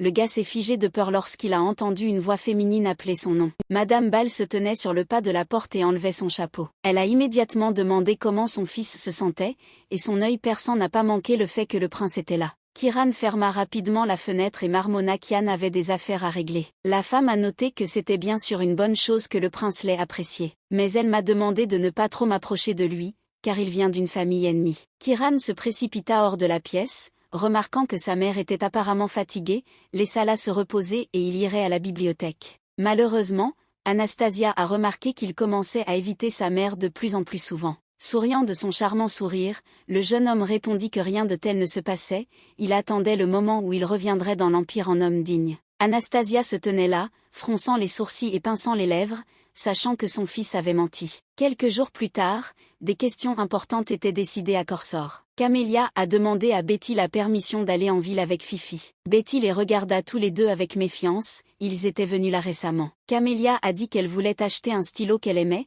mais elle avait peur qu'il soit en rupture de stock. L'ami fidèle de Pipi commença à lui assurer que le stylo était rare et ne pouvait être acheté nulle part ailleurs. En dépliant la feuille, Betty a dit qu'elle appellerait ensuite le vendeur et lui demanderait de poser le stylo. Camélia était visiblement nerveuse, disant que pourquoi s'embêter, elle vérifierait, et s'il n'y avait rien, elle achèterait autre chose et finirait par manger de la glace. Betty sentait que quelque chose n'allait pas, il y avait de la glace dans le domaine. Mais Fifi et Camélia juraient que ce n'était pas aussi bon ici en ville. Betty céda et dit qu'elle préparerait le chariot mais demanda à M. Camplius d'être prudent. Les attaques contre les femmes, en particulier les femmes nobles, sont devenues plus fréquentes dans les rues d'Etra. Et bien que Camélius soit un homme, à première vue, il peut être confondu avec une fille. Mais pendant qu'elle disait cela, ces deux-là avaient déjà disparu sans laisser de traces. Camélia et Pipi coururent en entendant le cri de Betty. Des gardes se tenaient devant le manoir Shelby. Marilyn était pâle et inconsciente sur le lit. Sa mère tomba aux pieds du prince Wade,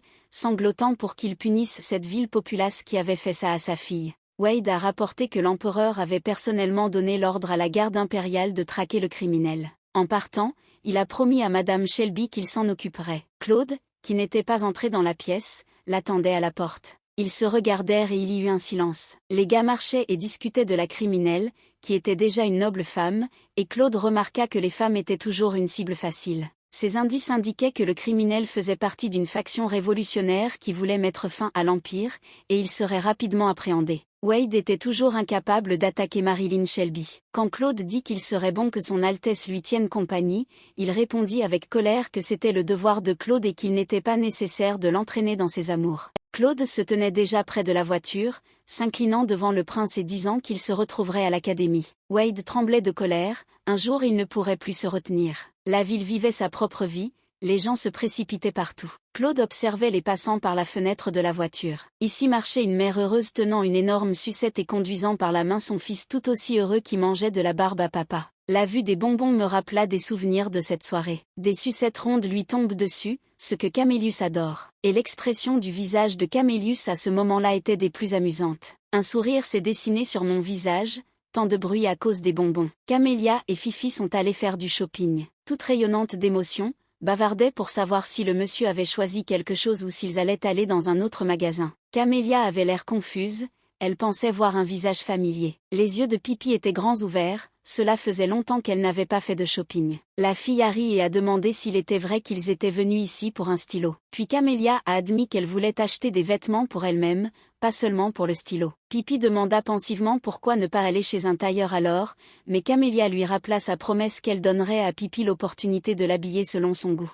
Et à la surprise de la femme de chambre, Camélie a dit aux vendeurs qu'ils avaient besoin d'une robe. Il y avait beaucoup de dames près des magasins qui mettaient à jour leur garde-robe. Camélia arrêta son regard sur le chapeau, se demandant lequel conviendrait le mieux à Betty. Pipi a résolument promis de ne pas décevoir son cher monsieur, afin de trouver quelque chose de spécial. Camélia est venue payer, pensant que 5 robes seraient suffisantes. Pipi agita les mains en disant que Betty lui avait donné assez d'argent et que le monsieur n'avait pas à payer. Le Camélia est devenu gonflé, c'est comme ça. En pensant à Betty, la fille voulait rentrer à la maison avant le dîner, sinon Betty serait agitée. En regardant le chapeau, Camélia remarqua les filles souriantes et bien habillées. Ils étaient tous élégamment habillés, portant de belles robes et de beaux chapeaux, et ils riaient de quelque chose qui leur était propre. Notre héroïne les regardait, se sentant vide. En regardant par la fenêtre, elle soupirait, des dames allaient et venaient, des voitures passaient. Les mots dans son dos, adressés à elle en tant que Madame Camélia, la choquèrent. Camélia se retourna brusquement, le visage effrayé. Le prince Yann sourit et étudia la jeune fille et remarqua qu'il avait un œil vif. Effrayé, notre héroïne murmura que monsieur le confondait avec quelqu'un d'autre. Mais il a répondu que c'était absurde, qu'elle était la sœur de Kiran Bal. Alors que la fille marmonnait qu'elle ne comprenait rien, Yann la regarda et fut frappé par sa ressemblance avec Kiran. Camélia a demandé qui il était, le gars a souri confusément. Et il répondit que c'était lui qui lui tiendrait compagnie autour d'une part de luxueux sorbet aux fruits. Puis il se pencha et ajouta sournoisement qu'il était son ami. Il faisait beau dehors, donc il y avait beaucoup de monde aux tables du café. Le prince brillait comme le soleil, en contraste avec Camélia irritée et comprimée. Yann a dit qu'il faisait étouffant ici, pourquoi ne s'asseyait-il pas sur la terrasse, et Camélie a fait allusion à ses vêtements, ils devront être patients. Elle a expliqué à Yann que le style de Ranor était trop voyant, les vêtements, les bijoux, la bannière. Yann était amusé par cela et a dit que ce n'était pas aussi difficile que de prétendre être un homme. Camélia criait avec colère qu'elle était un homme, c'étaient les blagues de son frère qui avaient un tel effet sur lui. Yann agita la main en disant « Eh bien, peu importe ce qu'il dit ». Essayant de changer de sujet, la fille a demandé comment allait son frère. Yann a répondu qu'il attendait de ses nouvelles depuis longtemps, mais sinon tout allait bien pour lui. Il s'est avéré que son proche n'a pas répondu à une seule lettre. Camélia fut surprise et répondit qu'elle n'avait jamais reçu de lettre de son frère.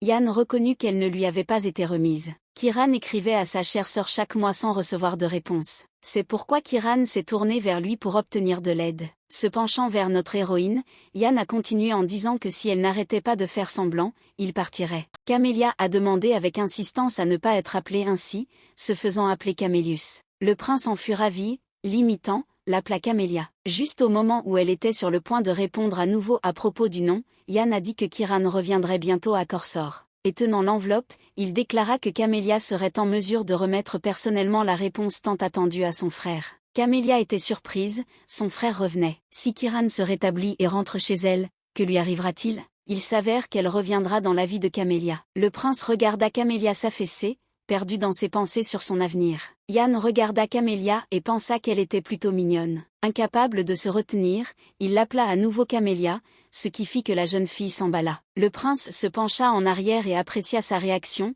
l'appelant ironiquement Monsieur Lius. Lorsqu'il l'innocenta invitant à Gaillor, Camélia resta figée. Yann a dit qu'il lui enverrait une invitation dès son retour et qu'il l'attendrait. Il prit tendrement la main de Camélia, comme quelqu'un qui prendrait la main d'une dame, et dit que la prochaine fois il espérait la rencontrer sous le nom de Camélia. À la grande horreur de la jeune fille, il lui embrassa la main, l'appelant sa dame. Dans sa chambre, Camélia se creusait la tête pour savoir comment écrire une lettre à Kiran. Rien ne lui venait à l'esprit, elle n'avait jamais écrit de lettre auparavant. Une assiette de biscuits apparut sur la table devant elle. C'était Betty qui se tenait là et la regardait avec reproche. D'une voix tremblante d'indignation, elle dit qu'il avait acheté 5 robes à Fifi. Il a également mangé du sorbet avec un étranger à la couleur de cheveux étrange. Camélia n'a pas eu le temps de dire quoi que ce soit avant que Betty ne commence à crier. Comment pouvait-elle être aussi négligente? La femme était indignée et se souvenait de ce qui était arrivé à Marilyn Shelby l'autre jour. Camélia essaya de changer de sujet, mais Betty l'arrêta, lui rappelant qu'il n'était plus un enfant et qu'il devrait bientôt vivre une vie indépendante en ville.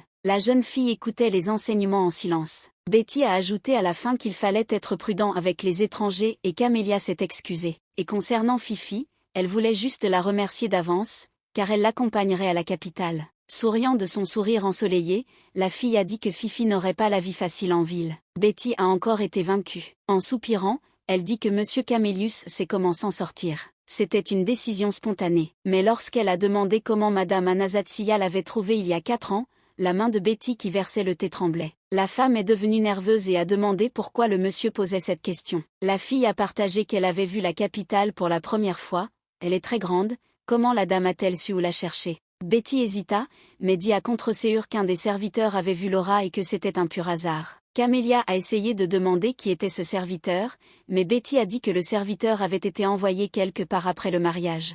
Il n'y avait aucune information, aucune piste non plus. La fille a expliqué avec réflexion pourquoi cela lui était arrivé. Betty regarda cette fille qui avait dû endurer tant de choses. Devant elle était assise Camélia, ayant assumé le rôle d'un jeune gentilhomme sur ordre de la maîtresse qui l'avait kidnappé. La femme de chambre a ensuite déclaré que la mauvaise santé de Monsieur Kiran avait toujours inquiété la dame. Ils l'ont pointé du doigt et ont discuté de la possibilité d'autres héritiers. Finalement, les proches ont commencé à faire pression sur Anastasia pour qu'elle adopte l'un de leurs fils. Mais leur plan était clair, elle savait qu'ils feraient tout pour que Kiran ne survive pas même s'il récupérait et que l'argent et l'héritage leur reviendraient. C'est ce qui a amené Madame Anastasia à Camélia. La fille a compris pourquoi, car il serait facile de l'enlever. Betty essaya de le nier, mais Camélia savait parfaitement tout. Et en se levant, elle dit que Kiran reviendrait bientôt et qu'il était en parfaite santé. Et il pourra redevenir lui-même. Camélia a partagé ses plans avec Betty.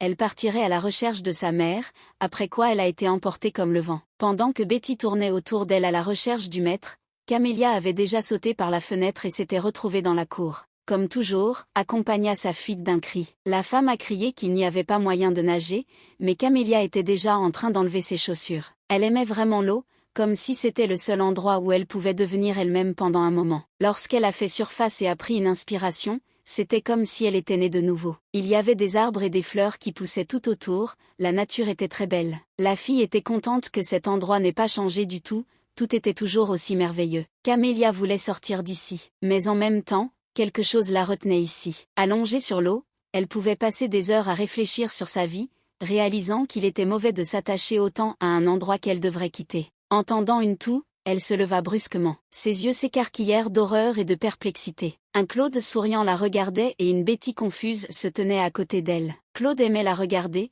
surtout quand il la prenait par surprise. Il rigola et dit que, comme prévu, Camélius était assez intéressant. Claude s'approcha, Camélia tremblait, se demandant ce qu'il faisait ici. En bégayant, elle demanda ce qui l'amenait ici et envoya la même question à Betty d'un regard. Betty secoua la tête, comme pour dire qu'elle ne devait pas la regarder comme ça, et Claude, en se déshabillant, dit que Kiran venait, mais qu'il avait confondu les dates. Comme sur des charbons ardents, elle essayait de répondre à quelque chose. Claude déboutonna sa chemise, déclarant que voir Camélius s'amuser lui donnait envie d'aller nager. Camélia pensait avoir mal compris ce qu'il allait faire maintenant. La chemise et la veste étaient déjà posées sur l'herbe. Camélia était rouge comme une tomate et pressa instinctivement ses mains contre sa poitrine. Claude se tenait devant elle, torse nu, et lui demandait ce qui n'allait pas. La minute suivante, elle fut frappée par les éclaboussures provoquées par le plongeon de Claude dans l'eau. La fille semblait figée sur place, ne sachant pas quoi faire. Et puis il apparaît à côté d'elle, en disant qu'il semble qu'ils nagent ensemble pour la première fois. Couvrant toujours sa poitrine,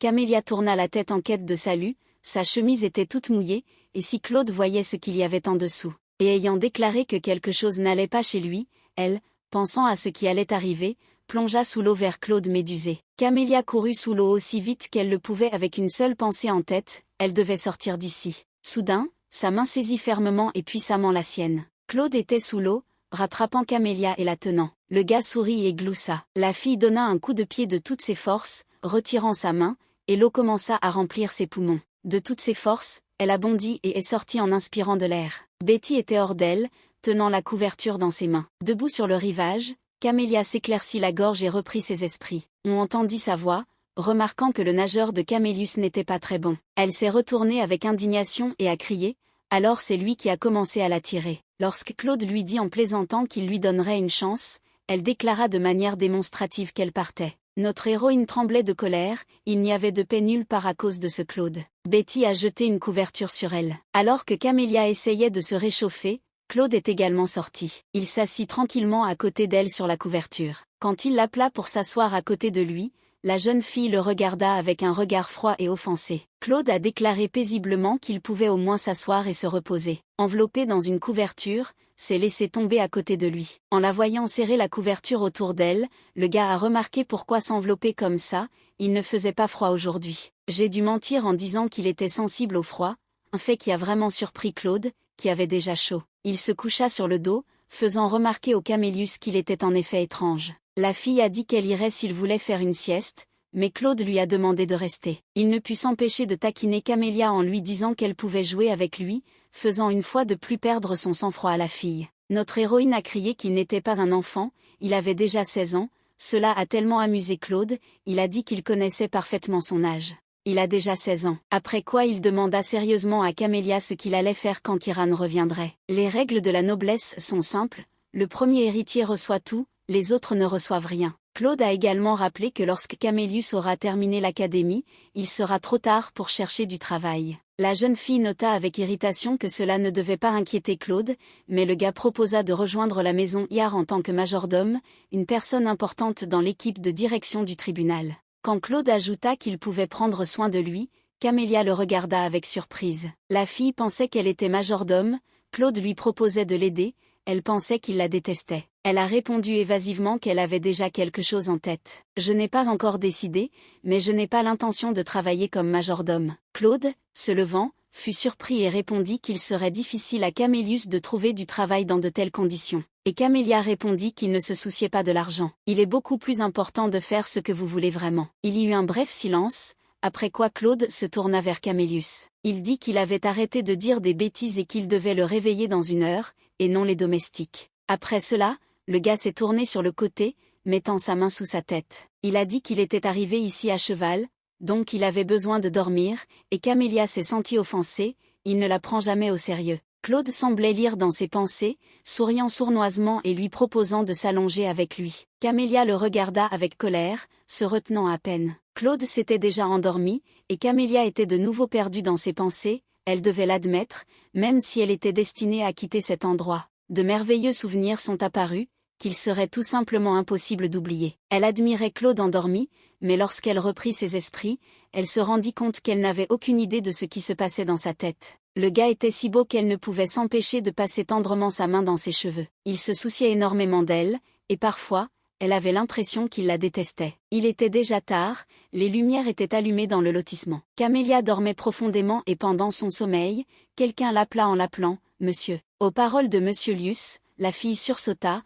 les yeux grands ouverts. Elle a vu Pipi devant elle, mais pourquoi Pipi était-elle ici et comment s'est-elle retrouvée dans la pièce? La femme de chambre expliqua que Monsieur Camélius s'était endormi dans la rue, et Monsieur Claude a dû le porter dans ses bras, tellement elle était surprise. Camélia fut choquée par ce qu'elle entendit, il la porta dans ses bras, puis demanda où était Claude maintenant. Pipi gloussa en tirant Camélia dans le bain déjà préparé, l'informant que Monsieur Claude était déjà dans la capitale. Notre héroïne pleurait presque, le gars portait le gars dans ses bras. La servante, ayant fait asseoir son maître, versa de la mousse dans la baignoire en bavardant de l'arrivée de nouveaux shampoings, et Camélia demanda tristement si elle était lourde. La fille rit, et c'était lourd, léger comme une plume. Camélia marmonna qu'elle avait causé beaucoup d'inconvénients à Claude, maintenant il dirait qu'elle était trop maigre pour un homme. Mais Pipi répondit doucement que quelque chose d'autre l'inquiétait. Camélia a grandi et maintenant il sera difficile de convaincre tout le monde qu'elle est un homme. Tandis qu'elle se savonnait le dos, Pipi dit qu'il pourrait nier que Camélia était une fille. « Monsieur Kiran va mieux maintenant ? Combien de temps encore doit-elle se cacher ?» Camélia tressaillit et répondit nerveusement que Pipi dépassait les limites, puis la servante s'excusa d'un air coupable. Le silence régnait, notre héroïne était douloureusement blessée par le sujet de son deuxième genre sous lequel elle vivait. Elle comprit que Pipi avait raison, il fallait faire quelque chose. En se levant du bain, Camélia se rendit compte qu'il serait de plus en plus difficile de maintenir ce conte de fées. Et le prince Yann appelle ouvertement son Camélia auprès de Sergius. Claude continue de le regarder, comme s'il soupçonnait que quelque chose ne va pas. Si elle veut retrouver sa mère et reprendre sa vie en main, elle doit s'assurer que ces deux-là ne la dénoncent pas. Kiran l'a attrapée comme une plume et l'a fait tourner en criant. Le gars a dit qu'il ne l'avait presque pas reconnue. Les gars ont échangé des compliments enthousiastes. Pour Camélia c'était comme un rêve, Kiran avait tellement grandi et mûri. Et Kiran répondit qu'elle était désormais devenue une vraie dame. Il la serra dans ses bras et l'emmena, ils avaient tellement de choses à discuter. Anastasia les regarda avec un regard froid. S'adressant sèchement à Camélia, elle déclara qu'il avait bien agi en leur absence, et la jeune fille s'inclina en réponse et le remercia. Elle a ensuite déclaré qu'elle comprenait qu'elle et son frère devaient rattraper le temps perdu, mais qu'elle voulait d'abord parler à Camélius. Camélia déglutit, parler avec la dame était toujours douloureux. Le frère lui prit la main en lui disant qu'il était à proximité. La fille regarda Kiran avec surprise et confusion. Le jeune homme sourit, avait l'air confiant et dit fermement qu'il partait. Anastasia et Camélia sont restés seuls. Le propriétaire a remarqué qu'après 4 ans, Kiran et Camélius étaient en bons termes et a essayé de savoir s'ils s'écrivaient. Camélia a honnêtement admis qu'ils n'avaient pas communiqué depuis 4 ans, ce à quoi Anastasia a fait remarquer que Kiran était un bon frère. En perçant le camélia tombant, elle a dit qu'elle avait entendu parler du départ vers la capitale dans quelques jours. Sans la regarder dans les yeux, Camélia, tendue comme un fil, lui confirma qu'elle avait pu obtenir une place à l'académie grâce à Madame Anastasia. La femme a dit que le professeur, Monsieur Théodore, avait parlé en bien d'elle et l'avait félicité pour son bon travail.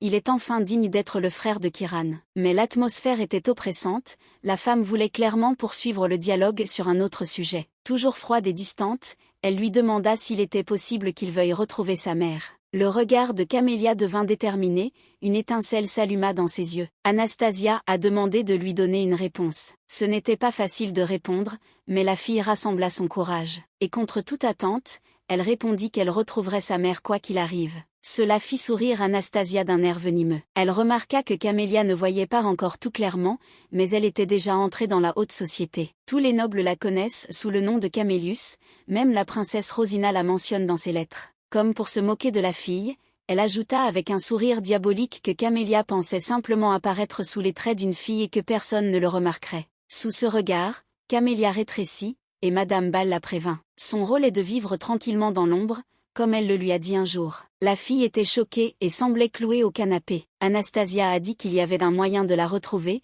mais qu'il n'y avait pas besoin de se précipiter. La femme a dit que cela prendrait du temps. Elle a dit que Camélia devrait essayer de paraître malade à l'académie, afin qu'il y ait une bonne raison de sortir. Notre héroïne ne comprenait pas comment cela l'aiderait à retrouver sa mère. Anastasia a conclu que lorsqu'ils commenceront à l'oublier en tant que Camélius, ils organiseront des funérailles pour Camélius Ball. Après que Camélia ait crié et sauté, la femme a calmement terminé que dans ce cas, elle reviendrait à la vie de Camélia. Elle sourit et répondit qu'elle voulait simplement tenir sa promesse en l'amenant ici. Camélia a joué son rôle bien mieux qu'elle ne l'espérait, grâce à son Kiran récupéré. Parlant de liberté, Anastasia appréciait ouvertement la vue de la jeune fille confuse. Elle a également eu pitié d'elle et lui a permis d'assister aux fiançailles de Kiran. Et après les fiançailles, il reviendra à Gaillor, car il a tellement soif de connaissances et insiste sur les siennes. Alors Camélia, se retenant à peine, demanda une faveur. Pendant qu'elle choisissait ses mots, Anastasia attendait avec intérêt de voir ce que la jeune fille allait demander. Camélia a demandé pardon à sa mère. Anastasia agitait nerveusement son éventail. Puis son regard montra à nouveau une haine méprisante, pardonner à sa mère, quelle demande impudente. Mais Camélia hurla. Comment une demande peut-elle être nasale si c'est une demande de pardon? Kiran se tenait à la porte et entendit Camélia crier à quoi servaient toutes ces 4 années qu'elle avait vécues en tant qu'homme. Elle a accepté de vivre comme Camélius, expiant ainsi la culpabilité de sa mère. Est-ce qu'elle et sa mère n'avaient toujours pas mérité le pardon? Mais Anastasia ne voulait rien entendre, disant qu'elle pouvait partir si elle continuait à en parler. Kiran entra, se plaça derrière Camélia et dit fermement à sa mère que c'était assez. Il a déclaré que, quelle autre cérémonie funéraire pour une personne vivante? Camélia est un membre de la famille Ball, ce qui a provoqué un sourire nerveux chez Madame Ball. Elle siffla que Camélius était venu pour lui, Kiran, et maintenant il n'était plus d'aucune utilité. Ne devrions-nous pas jeter les choses qui ne servent plus? Les cris ont commencé. Kiran a crié que sa mère déshonorait l'honneur de la famille Ball. Anastasia hurla en réponse à la façon dont Kiran pouvait lui parler comme ça, et Camélia se détourna tristement. Alors qu'elle était sur le point de partir, Kiran l'appela Léa. La main de Camélia était déjà sur la poignée de la porte, sur le point de l'ouvrir. Et puis, se retournant avec un sourire décisif, elle répondit que son nom était Camélius. Elle claqua la porte et laissa Anastasia et Kiran. Assise sur une chaise longue, la jeune fille laissait libre cours à ses larmes, un enterrement c'est pour les vivants. Comment a-t-elle pu penser à une telle chose, passer 4 ans en tant que Camélius et ce n'étaient pas tous des mensonges? La jeune fille comprit qu'elle ne pourrait jamais revenir ici après son départ pour la capitale. Il y avait une pierre dans son cœur, pourquoi elle était si attachée à cet endroit? Quelqu'un s'est approché, marmonna la fille, pensant que c'était Pipi, qu'elle voulait être seule. Et puis elle se figea.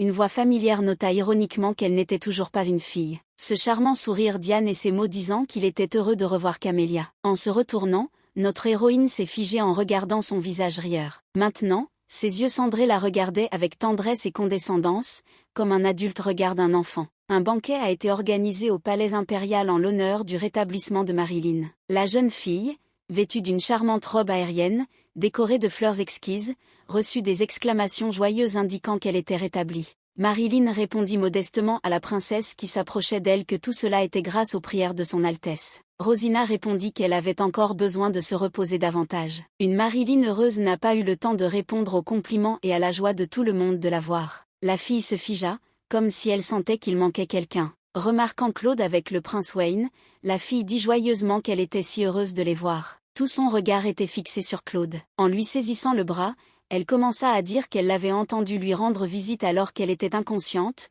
alors elle attendait l'occasion de le remercier. Retirant sa main, il dit que puisqu'il s'était déjà vu, il était temps pour lui de partir. Essayant de cacher sa déception, elle lui rappela que la réception n'avait même pas encore commencé. Claude répondit que Kieran était revenu et qu'il avait promis de lui rendre visite. Marilyn, lui serrant la main, lui rappela que ce soir était la soirée en l'honneur de son rétablissement. Mais quand il la regarda, froidement et avec arrogance, comme si elle n'était personne, la jeune fille se tut. Elle s'excusa, disant qu'elle était simplement heureuse de le voir. Regardant sa montre, il répondit tout aussi calmement qu'il savait que la dame le comprendrait. Après s'être incliné devant la princesse Rosine, il s'apprêtait à partir. Alors qu'ils étaient dans la voiture, le prince remarqua que Kieran était revenu avec un invité. Les garçons discutaient du troisième fils du roi Loin. Wade a rappelé qu'on l'appelait le chien fou de la guerre. C'est pourquoi on ne peut pas faire confiance à ces sauvages de Gayor. Si ce Yann ressemble à son père, alors il prend tout ce qu'il veut. Wade était surpris que Kieran traîne avec quelqu'un comme ce Yann. Puis il a ri et a dit que c'était probablement à cause de la jeunesse et de la naïveté de Bal. Mais après les paroles de Claude selon lesquelles c'était Yann qui protégeait Kieran quand il était à Gayor, la mâchoire du prince tomba. Il était étonné de voir avec quel calme Claude parlait de cela, c'était un ennemi. Cependant, le gars a judicieusement rappelé que Kieran était un noble et qu'il savait donc ce qu'il faisait, ce qui signifiait qu'il y avait de bonnes raisons. Il n'y avait rien à répondre à cela, et Wade fit la moue et marmonna qu'ils devaient tous se rappeler qu'ils étaient tous des nobles de l'Empire. Cependant, Claude a admis que cela ne changeait rien au fait qu'Yann Sergio était un prince ennemi. Le conflit autour des mines de diamants en territoire neutre a ébranlé la stabilité de la région. Une camélia confuse était assise, regardant le prince Yann avec de grands yeux, qui la regardait toujours avec un sourire chaleureux. Camélia n'a plus pu le supporter et a bondi et a crié, leur demandant d'arrêter la poursuite. Le gars haussa les mains avec confusion et répondit qu'il n'était qu'un invité. Pourquoi l'évitait-elle? La fille criait qu'il répétait pour la énième fois qu'il était Camélius et non Camélia. Il a également montré au prince la salle. Que faut-il d'autre? Tous les invités sont là. Yann répondit qu'il le savait, mais qu'il était venu pour voir Camélius, pas pour voir ce luxueux manoir. La fille a crié ce que le prince voulait de lui. S'approchant du visage rougissant de Camélia, il dit avec un sourire qu'il devrait simplement s'appeler Yann. Et encore ce sourire charmeur dans lequel se cachait intérêt et condescendance. Camélia n'aimait pas qu'il rompe la distance et s'éloignait. Quand elle a appelé son nom, Yann ressemblait à un enfant heureux. Essayant de paraître aussi sérieuse que possible, la jeune fille a dit qu'elle était occupée en ce moment et que ses démarches ne faisaient que la gêner. Cela ne dérangeait pas du tout le prince, qui, souriant encore plus largement, proposa son aide. Se détournant de lui et le remerciant sèchement, elle nota que rien n'était nécessaire. Cela la rendait furieuse, c'était comme si elle parlait à un mur et pensait seulement qu'elle avait besoin de trouver Kieran. Alors que son pied posait sur une feuille tombée, elle sentit qu'elle perdait l'équilibre. Le prince la saisit galamment par la taille, l'empêchant de tomber. Avant qu'elle ne puisse reprendre ses esprits, elle vit son visage au-dessus d'elle. La tenant dans ses bras comme une dame, le gars appréciait ouvertement la situation, l'appelant Camélia. Elle le regarda avec de grands yeux, et Yann rit et répondit, parce qu'il avait raison, son nom était Camélia. La fille n'avait plus de force, elle se leva et s'éloigna, ajoutant que c'est vraiment impossible. Ils se tenaient l'un en face de l'autre et Yann l'appelait affectueusement Léa. Elle sentit que quelqu'un la regardait. Kieran les regarda avec suspicion et reproche que Camélia soit restée seule avec l'invité. Regardant sévèrement Yann, il lui rappela qu'il lui avait demandé d'attendre dans le couloir. Et Yann continuait à regarder Kieran avec le même sourire imperturbable. Protégeant Camélia de lui, comme si elle était en danger, Kieran répéta à propos du couloir où Yann était censé l'attendre. Sous l'épaule de son frère, la jeune fille lançait un regard mécontent à son poursuivant. Yann répondit calmement qu'il avait décidé de faire une promenade, il s'ennuyait, puis il sentit une odeur familière et ses pieds le conduisirent à Camélia. Le visage de Kieran était tellement dégoûté, Yann parlait comme un animal. Yann a juste ri,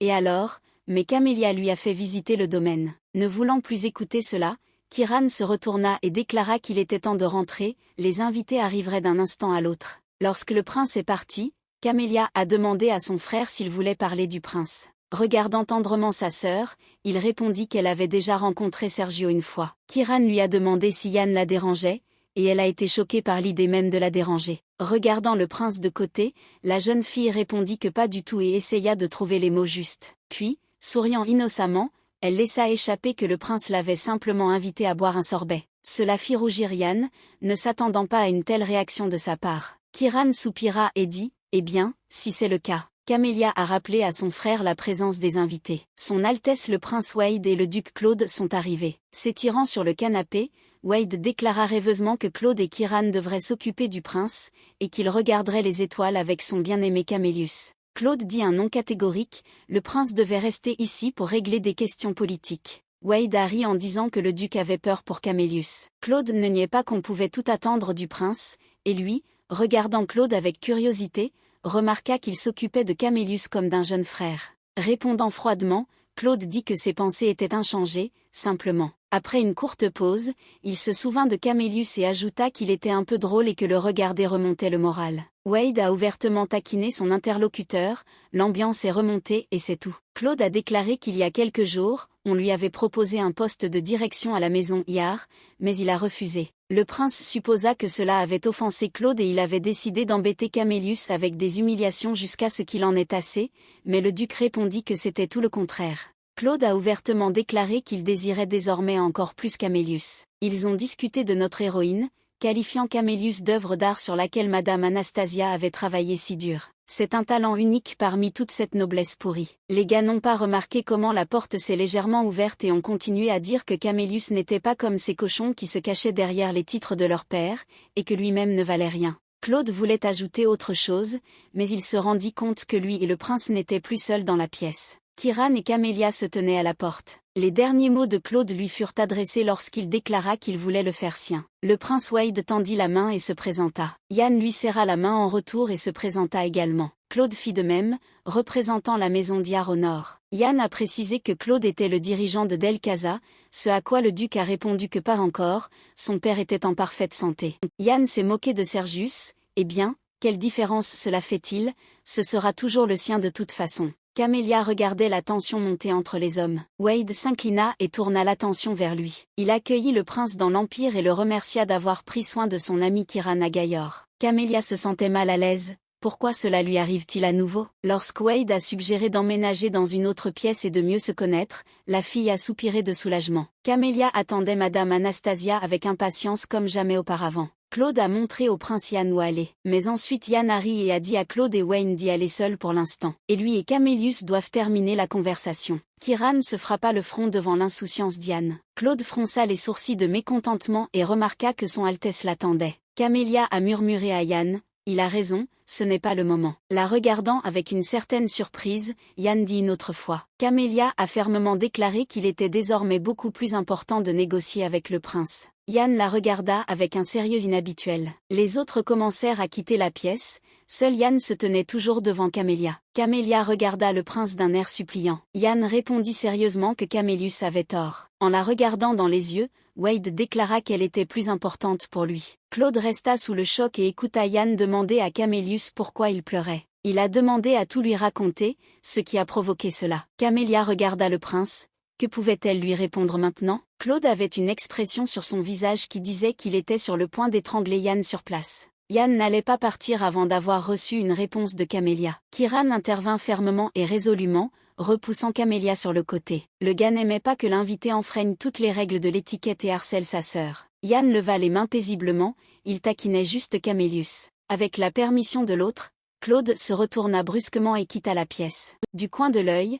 Camélia regarda Claude partir, ce qui n'échappa pas à l'attention d'Yann Sergio. Tout le monde s'est réuni à table, les serviteurs ont servi la nourriture et se sont tenus debout en attendant les commandes. Les servantes apportaient des plats à déguster. Anastasia a maintenu une atmosphère paisible. Wade lui a alors demandé si Camélius devait se joindre à eux. Avec un sourire, Madame Ball a dit que Lius était retourné dans son bureau et ne se sentait pas bien, ajoutant que sa longue absence avait probablement eu des conséquences néfastes sur lui. Elle veillera à ce qu'il soit bien soigné. Claude se rappela que le prince avait dit qu'il l'avait trouvé en train de pleurer seul, et la servante pensa qu'il aurait bien pu vouloir manger dans une telle situation. La situation était telle que je ne pouvais pas avaler une bouchée. Perdu dans ses pensées, Claude murmura que Camélius ne mangerait à nouveau que des sucreries. Cela n'a pas échappé à Anastasia, qui le lui a demandé à nouveau. Claude regarda le bol de bonbons et répondit à la dame que tout allait bien. Une voix aiguë appela la servante. C'est le prince Yann qui a donné l'ordre d'apporter la nourriture à Camélius. Claude le fusilla du regard. Avec un sourire radieux,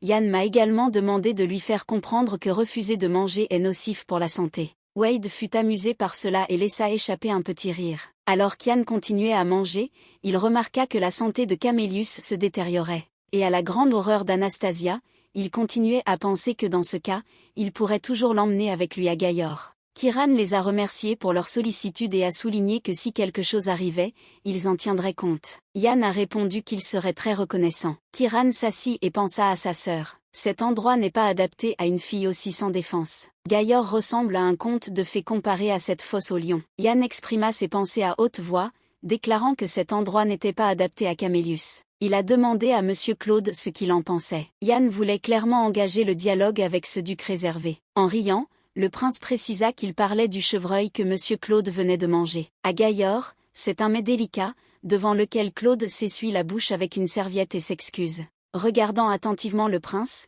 il déclara que cette viande de Gaillor ne méritait pas une place sur la table impériale. Toujours en riant joyeusement, Yann devint pensif. Et Claude continuait à partager ses impressions, qualifiant la viande de pourrie, Anastasia notant que c'était déjà suffisant. Claude s'est levé et a demandé la permission de partir, il nous rejoindrait lorsque les boissons arriveraient. Yann était content de la réaction du duc, quelque chose l'avait clairement touché. En sortant dans le hall, Claude monta les escaliers. Toutes ses pensées étaient occupées par Camélius, le dialogue avec le prince auquel il avait assisté ne quittait pas sa tête. Ce Yann dépasse les limites de la décence pour s'amuser avec ce sauvage. Claude le détestait déjà de tout son cœur. Il chassa la servante qui apportait à manger à Camélius. La fille frissonna et s'arrêta. La servante a dit que c'était pour Monsieur Camélius, en montrant le plateau avec la nourriture. Claude se souvenait de ce banquet, des yeux de Camélius qui s'étaient écarquillés. Il qualifia alors le comportement de Camélius de pitoyable, car il regardait mais ne mangeait pas. Comme il était têtu, on pouvait voir à quel point il avait faim. Mais il a menti en disant qu'il admirait simplement l'apparence de la nourriture. En marchant plus loin, Claude sourit à ses souvenirs. Camélius ne sait pas du tout mentir. Alors Claude donna l'ordre à la servante de prendre les bonbons de la table au lieu du dîner. La jeune fille était confuse, car le prince l'avait ordonné. La colère envahit Claude en regardant la nourriture, ce prince qui avait décidé de le conquérir avec cette bouillie de Gaillor. Cela signifie que ce Yann ne sait rien de Camélius. Et souriant romantiquement, il suggéra à la servante d'apporter à Camélius ce qu'il aimait vraiment. La fille a frappé à la porte en tenant un vase de bonbons dans ses mains. Personne ne répondit.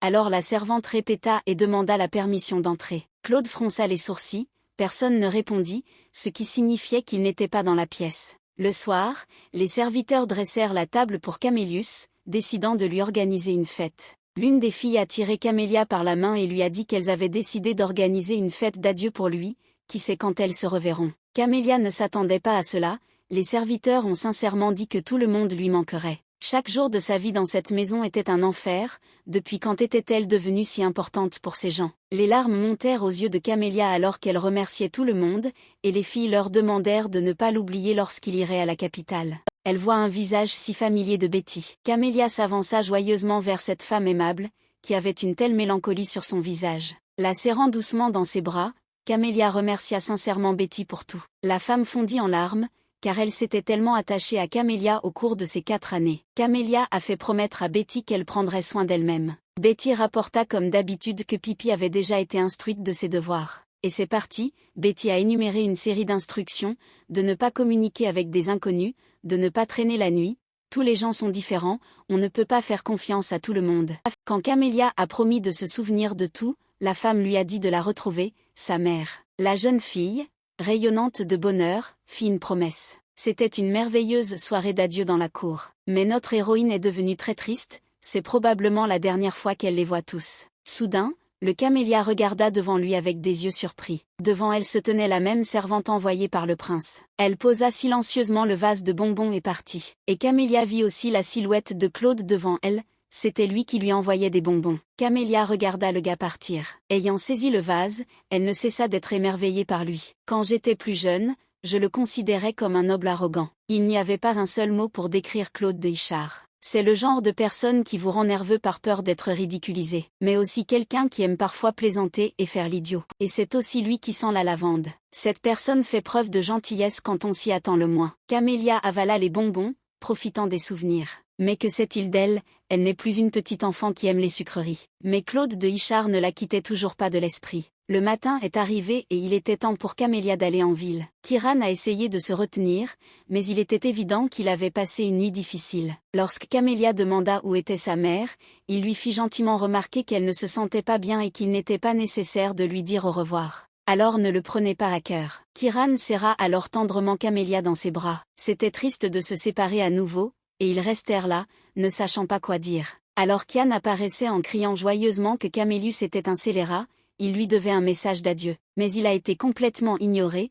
Kieran et Camélia ont promis de se rendre visite. Les yeux de la fille brillèrent et elle déclara qu'il était temps de partir. Yann se tenait là, ressemblant à un chien battu, sanglotant presque. Elle parla à Yann, disant au prince de prendre soin de lui, mais il marmonna qu'il disait au revoir si sèchement, il le détestait tellement. Camélia a dit que pas du tout, il le mettait simplement constamment dans une position inconfortable. Le prince Wade a à peine réussi à atteindre la voiture, il était encore pire que Kieran. Il était en colère, sa tête se fendait et le gars jura qu'il ne toucherait plus jamais au vin de Gaillor. Wade repoussa Camélia avec irritation et déclara qu'il prenait cette voiture. Camélia s'est rendu compte que les garçons avaient bu du vin toute la nuit. Elle a été appelée pour préciser s'il allait avec eux. Claude, qui attendait près de la voiture, la regardait, les bras croisés sur la poitrine. Kieran l'a encouragé en lui disant que les voitures étaient beaucoup plus rapides que les calèches, donc ce serait amusant. Et il ajouta affectueusement que Claude prendrait soin de lui. À cette déclaration, Yann ne put s'empêcher de rire,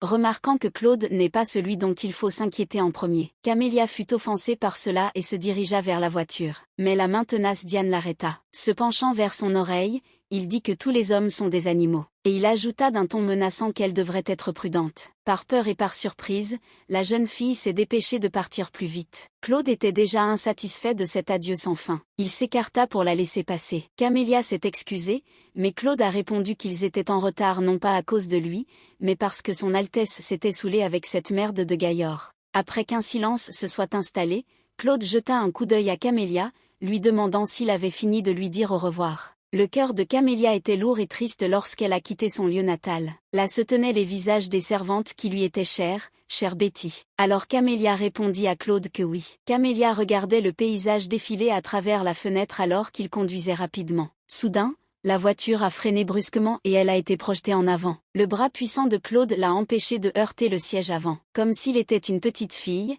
il lui dit sévèrement de se tenir droite pour ne pas se blesser. La tenant par son poignet fin, le gars lui a demandé s'il mangeait normalement. Camélia rougit et se souvint des bonbons que Claude lui avait envoyés hier. Souriant avec contentement, elle dit que tout avait été mangé. Claude dit lentement, « C'est ça ». La fille le regarda avec curiosité. La seconde suivante, il lui saisit à nouveau le poignet et la tira vers lui. Il pressa avidement sa paume contre son nez. En expirant, le gars a dit que Camélius sentait le bonbon. Notre héroïne était assise là, toute rouge d'embarras. Claude, sans lui lâcher la main, lui demanda si les bonbons étaient bons et elle hocha la tête. Finalement, il se ressaisit et lui dit de faire une sieste car le trajet était encore long. Mais la fille tremblait toujours, les réactions incontrôlables de Claude l'effrayaient. Claude ouvrit les yeux sur un bruit sourd. Camélia a heurté le siège avant pendant son sommeil. Il la prit doucement par les épaules pour l'appuyer contre le dossier du siège. Tenant Camélia près de lui, il la regarda dormir avec surprise et fut étonné de ne pas avoir changé pendant toutes ces années.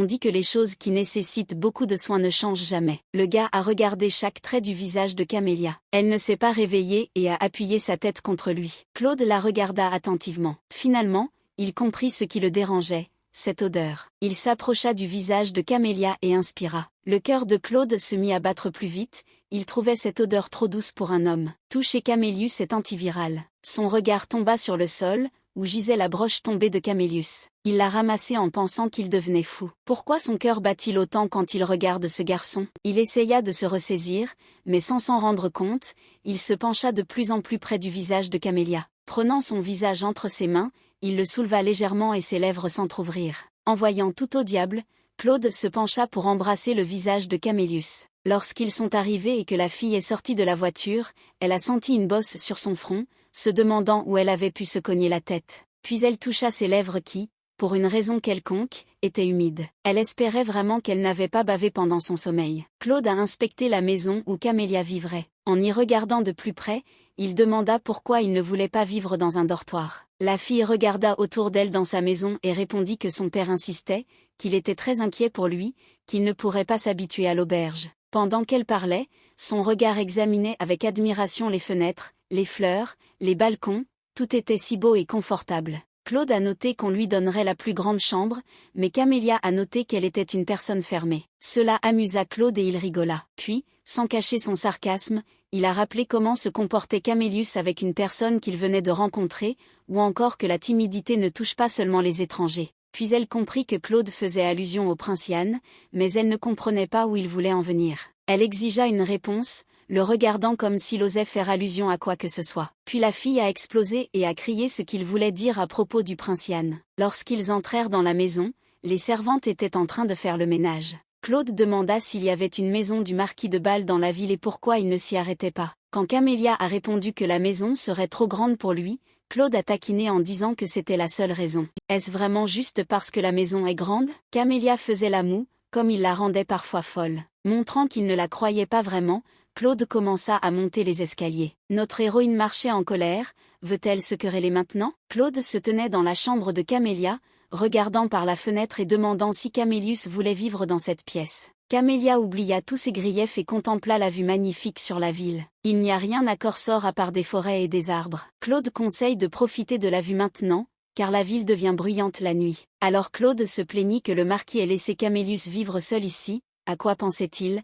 La jeune fille ne comprenait pas ce qui n'allait pas chez lui, il était tellement offensé qu'elle ne soit pas restée à l'auberge. Quand Claude était sur le point de partir, Camélia rayonnait de joie. Le gars hocha la tête. En partant, il a demandé à Camplius de manger moins de sucreries et de manger correctement au moins une fois. Il va bientôt se transformer lui-même en bonbon. Camélia fut une fois de plus frappée par l'humeur irritée de Claude. Elle tourna la tête dans l'escalier pour vérifier s'il était vraiment parti. Après quoi elle se dirigea vers la porte du placard, pensant qu'il était peu probable que Claude ait deviné quoi que ce soit. Il y avait de belles robes de différentes couleurs accrochées dans le placard. La fille murmura que sa mère ne la reconnaîtrait jamais si elle ressemblait à un garçon. Elle tendit la main et sortit de l'étagère une perruque de cheveux longs, blond miel, qui correspondait à sa propre couleur. Camélia craignait d'avoir tellement changé que sa mère ne la comprendrait pas. En regardant son reflet dans le miroir, elle demanda mentalement à sa mère d'attendre encore un peu. Claude a passé du temps dans sa propriété. Le gars aimait nager dans la piscine, mais il ne parvenait pas à trouver la paix de l'esprit. Claude toucha ses lèvres avec sa main,